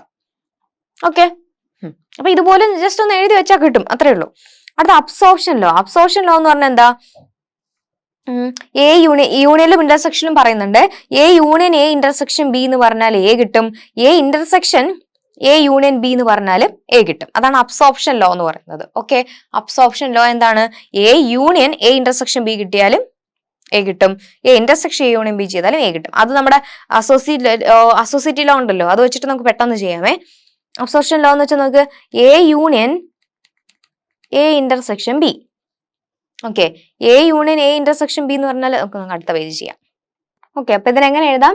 A union A അല്ലെ, A union A intersection A union B. Okay, A union A intersection A union B. A union A എന്ന് പറഞ്ഞാൽ എന്താടാ? എ. അപ്പൊ A intersection A union B. Okay, A intersection A union B. എയുടെയും A union ബിയുടെ intersection എന്ന് പറയുമ്പോഴത്തേക്കും A അല്ലേ വരുള്ളൂ. എയിലും എ യൂണിയൻ ബിയിലും കോമൺ ആയിട്ട് എ അല്ലേ വരുള്ളൂ. അപ്പൊ ആൻസർ എ കിട്ടിയില്ലേ? ഇത് തന്നെയല്ലേ നമ്മളോട് പറഞ്ഞിട്ടുണ്ടായിരുന്നത് അബ്സോർപ്ഷൻ ലോ എന്ന് പറഞ്ഞാല് A union A intersection B എന്ന് പറഞ്ഞാൽ എന്തെന്ന് കിട്ടും? എ എന്ന് കിട്ടും. A union A intersection B എന്ന് പറഞ്ഞാൽ എ കിട്ടും. ഓക്കെ അല്ലെ? ഏതെങ്കിലും ഒരെണ്ണം കാണിച്ചാൽ മതി. ഇതിപ്പോ യൂണിയനിൽ നമ്മൾ കാണിച്ചു, ഇതുപോലെ ഇന്റർസെക്ഷനിലും പറയാൻ പറ്റും. ഓക്കെ, അപ്പൊ ഇനി അടുത്തത് ഐഡന്റിറ്റി ലോ ആണ്. ഐഡന്റിറ്റി ലോ എന്ന് വെച്ചാൽ എ ഇന്റർസെക്ഷൻ യു എന്ന് പറഞ്ഞാൽ എ ആണ്, A union M T set എന്ന് പറഞ്ഞാൽ എ ആണ്. പിന്നെ ഐഡംപോർട്ടന്റ് ലോ നോക്കി വെച്ചു. ഐഡന്റിറ്റി എന്ന് പറഞ്ഞാൽ എ യൂണിയൻ എ എടുത്താലും എ ഇന്റർസെക്ഷൻ എ എടുത്താലും എ തന്നെയല്ലേ കിട്ടുള്ളൂ. അതാണ് ഐഡന്റിറ്റി ഐഡംപോർട്ടന്റ് ലോ എന്ന് പറയുന്നത്. പിന്നെ അടുത്ത കോംപ്ലിമെന്റേഷൻ ലോ, രണ്ടും ഇമ്പോർട്ടന്റ് ആണ്. കോംപ്ലിമെന്റേഷൻ എന്ന് വെച്ചാൽ A complement the whole complement is equal to A. കോംപ്ലിമെന്റിന് ഒന്നുകൂടെ കോംപ്ലിമെന്റ് എടുത്താൽ നമുക്ക് എ അല്ലേ കിട്ടുള്ളൂ. പിന്നെ കോംപ്ലിമെന്റ് ലോ എന്ന് വെച്ചാൽ എ യൂണിയൻ എ കോംപ്ലിമെന്റും യു ആണ്, എ ഇന്റർസെക്ഷൻ എ കോംപ്ലിമെന്റും എം ടി സെറ്റ് ആണ്. അപ്പൊ അത്രയും. ഇത് ജസ്റ്റ് ഒന്ന് എന്തൊക്കെയാണെന്നൊന്ന് അറിഞ്ഞാൽ മാത്രം മതി, വേറെ വലിയ കാര്യങ്ങളൊന്നുമില്ല. ഓക്കെ, അപ്പൊ ഏകദേശം നമുക്ക് ആവശ്യമുള്ള ലോസ് ഒക്കെ ഞാൻ പ്രൂവ് ചെയ്ത് കാണിച്ചിട്ടുണ്ട്. അപ്പൊ ബാക്കി ഇതെങ്കിലും ജസ്റ്റ് നോക്കി വെച്ചിരുന്നാൽ മതി. ഓക്കെ, അപ്പൊ അടുത്ത ക്വസ്റ്റ്യനിലോട്ട് പോവാം. ഓക്കെ, അപ്പൊ ഇതുപോലെ ഒരു പ്രൂഫ് ആണിത്, പ്രൂവ് ദാറ്റ് എന്നുള്ള രീതിയിൽ. അപ്പൊ ഇനി ഇതുപോലത്തെ A union A intersection B വരുന്ന പ്രൂഫ് വരുന്ന ക്വസ്റ്റ്യൻസ് ആണ് കുറച്ചുള്ളത്. അത്രയും കൂടെ ആകുമ്പോഴത്തേക്കും അപ്പൊ ഈ ടൈപ്പ് ക്വസ്റ്റ്യൻസ് ഒക്കെ എക്സ്പെക്ട് ചെയ്യാൻ നമുക്ക് പറ്റും. അപ്പൊ ഈ ടൈപ്പ് കൂടെ ചെയ്യുമ്പോഴത്തേക്കും നമ്മുടെ ഫൈനൽ ആവും. ഓക്കെ, ശരി. അപ്പൊ എന്താ? A union B intersection C the whole complement is equal to C complement union B complement intersection A complement എന്ന് പ്രൂവ് ചെയ്യാനാണ് പറഞ്ഞിട്ടുള്ളത്. അപ്പൊ പ്രൂഫ് എന്താന്ന് നോക്കാം. അപ്പൊ A union B intersection C the whole complement അല്ലെ. അപ്പൊ ഇവിടെ നമ്മൾ ഡിമോർഗൻസ് ലോ അപ്ലൈ ചെയ്തൂടെ? A union B the whole complement എന്ന് വെച്ചാൽ A complement intersection B complement, ഇങ്ങനെയാണ് നമ്മൾ പറയാറ്. A union B the whole complement De Morgan's law ആണ്. ഡിമോർഗൻസ് ലോ എന്താ? A union B the whole complement is equal to A complement intersection B complement. അപ്പൊ അതനുസരിച്ച് A complement intersection B intersection C the whole complement എന്ന് split ചെയ്തു. Okay, അപ്പൊ ഇതിനെ നമുക്ക് A complement intersection ഈ B intersection C the whole complement നമുക്ക് B വീണ്ടും നമുക്ക് ഡിമോർഗൻസ് അപ്ലൈ ചെയ്തൂടെ? എങ്ങനെ അപ്ലൈ ചെയ്യാൻ നമുക്കറിയാലോ. A intersection B the whole complement equal to A complement union B complement എന്നല്ലേ ഡിമോർഗൻസ് ലോ എഴുതുള്ളൂ. അപ്പൊ B intersection C the whole complement നമുക്ക് B complement union C complement എന്ന് എഴുതാം. കറക്റ്റ് അല്ലേ? വീണ്ടും ഡിമോർഗൻസ് ലോ തന്നെയാണ് അപ്ലൈ ചെയ്തേ. ഇനി ഇവിടെ നോക്കിയേടാ, ഇതിനെ നമുക്ക് അസോസിയേറ്റീവ് പ്രോപ്പർട്ടി വെച്ചിട്ടൊന്ന് തിരിച്ച് എഴുതിക്കൂടെ? അസോസിയേറ്റീവ് പ്രോപ്പർട്ടി അപ്ലൈ ചെയ്യേണ്ട, അല്ലെങ്കിൽ കമ്മ്യൂട്ടേറ്റീവ് പ്രോപ്പർട്ടി കൊടുത്താൽ മതി. കമ്മ്യൂട്ടേറ്റീവ് പ്രോപ്പർട്ടി വെച്ചിട്ട് ഇതിനെ ഇങ്ങോട്ടും അങ്ങോട്ടും തിരിച്ചെഴുതാം. അപ്പോൾ B complement union C complement intersection A complement, ഏത് പ്രോപ്പർട്ടി? Commutative property.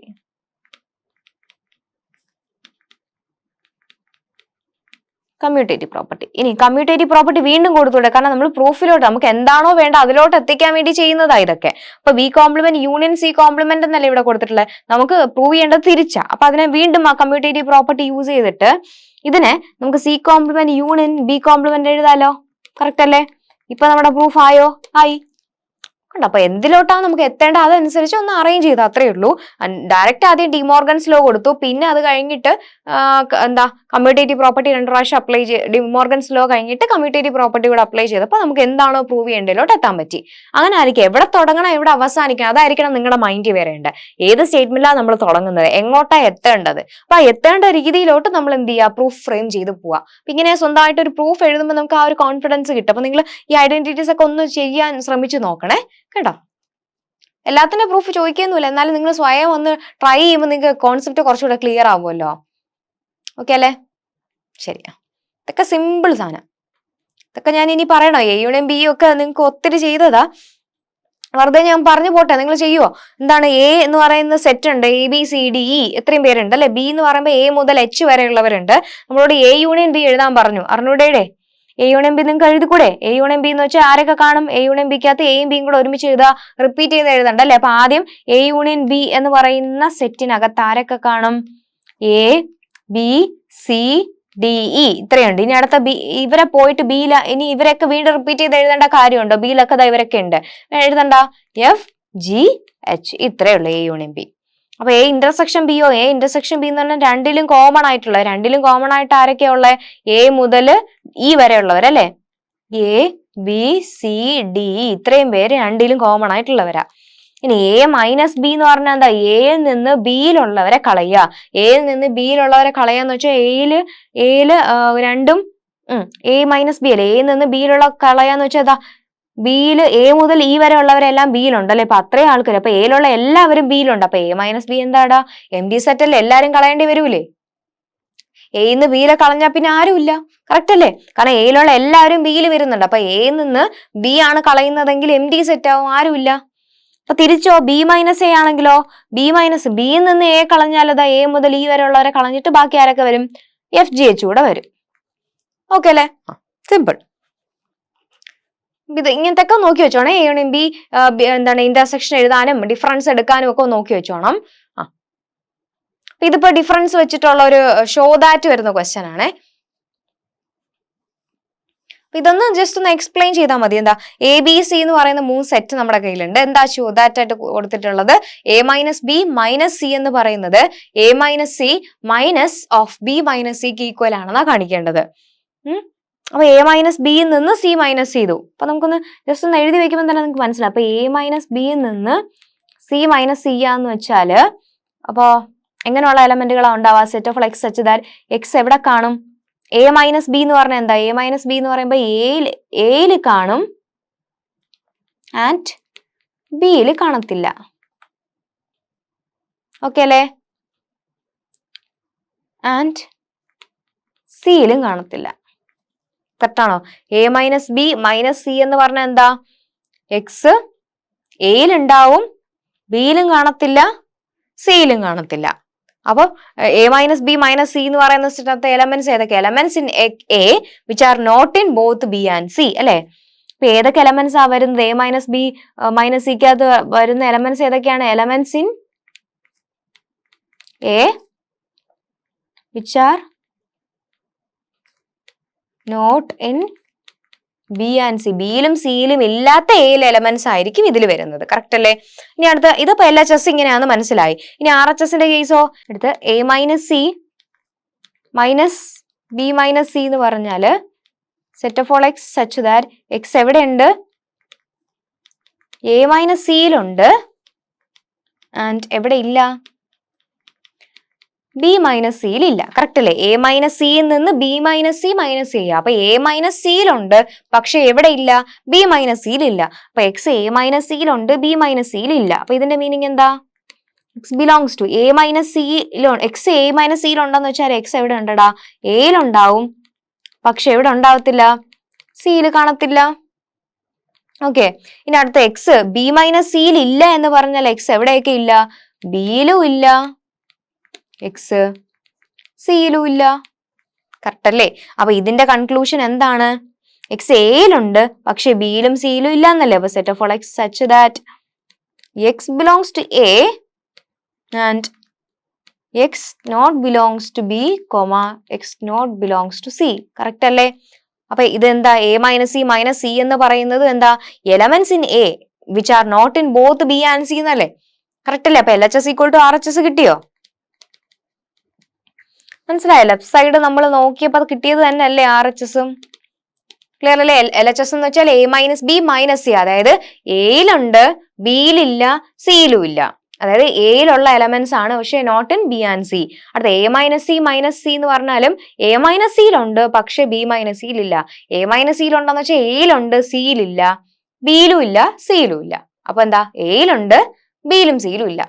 ഓക്കെ അല്ലേ? ജസ്റ്റ് അത് എഴുതുമ്പോൾ തന്നെ മനസ്സിലാവും നിങ്ങൾക്ക് എന്താണ്. അപ്പൊ രണ്ടിന്റെയും കൺക്ലൂഷൻ സെയിം ആയതുകൊണ്ട് നമുക്ക് LHS ഈക്വൽ ടു RHS എന്ന് പറയാൻ പറ്റും എന്നാണ് ഇവിടെ പറയാൻ ഉദ്ദേശിക്കുന്നത്. ഓക്കെ ആണല്ലോ? ക്ലിയർ അല്ലേ? ഓക്കെ, നെക്സ്റ്റ് ക്വസ്റ്റിലോട്ട് പോവാം. ശരി. ഓക്കെ, ഷോ ദാറ്റ് ആണ് നേരത്തെ പറഞ്ഞ സിമെട്രിക് ഡിഫറൻസ് ഇല്ലേ, ഇത് നമ്മൾ പറഞ്ഞ കാര്യം. ഇനി ഇതിന് പ്രത്യേകം പ്രൂവ് ചെയ്യേണ്ട കാര്യമൊന്നുമില്ല.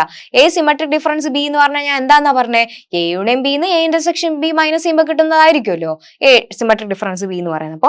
അപ്പൊ ജസ്റ്റ് ചുമ്മാ വേണമെങ്കിൽ ഒന്ന് എഴുതി വയ്ക്കാം എന്നുള്ളത്, അല്ലാത്ത ഒന്നുമില്ല. ഓക്കെ, അപ്പൊ നമുക്ക് പ്രൂഫ് സ്റ്റാർട്ട് ചെയ്യാം. എ സിമെട്രിക് ഡിഫറൻസ് ബി അല്ലെ, അപ്പൊ നമ്മൾ എടുക്കുകയാണ് സിമെട്രിക് ഡിഫറൻസിനകത്ത്. അപ്പൊ ആദ്യം suppose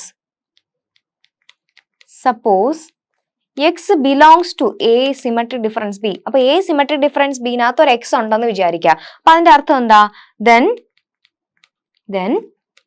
X must be in അല്ലെ, must be in A or B but not in both അല്ലെ.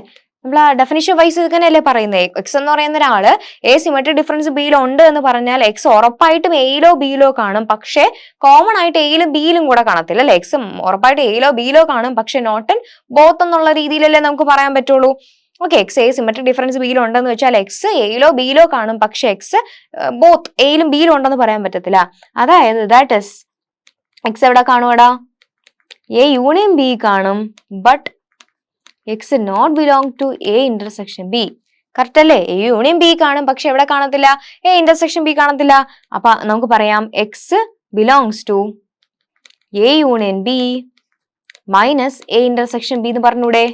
കറക്റ്റ് അല്ലേ. അപ്പൊ എക്സ്, അപ്പൊ എ സിമെട്രിക് ഡിഫറൻസ് ബിയിൽ ഉണ്ടായിരുന്ന ഒരു എക്സ് ഇപ്പൊ എവിടെ ഉണ്ടെന്ന് കിട്ടി, A union B minus A intersection ബിയിൽ ഉണ്ടെന്ന് കിട്ടിയില്ലേ. അപ്പൊ നമുക്ക് ആ സബ്സെറ്റിന്റെ കണ്ടീഷൻ പറഞ്ഞൂടെ, A symmetric difference B subset of A union B minus A intersection C എന്ന് പറയാവോ. അതായത് നമുക്ക് ഈക്വൽ ടു എന്നാ പ്രൂവ് വേണ്ട, അതിന്റെ ഒരു സൈഡ് പ്രൂവ് ആയി.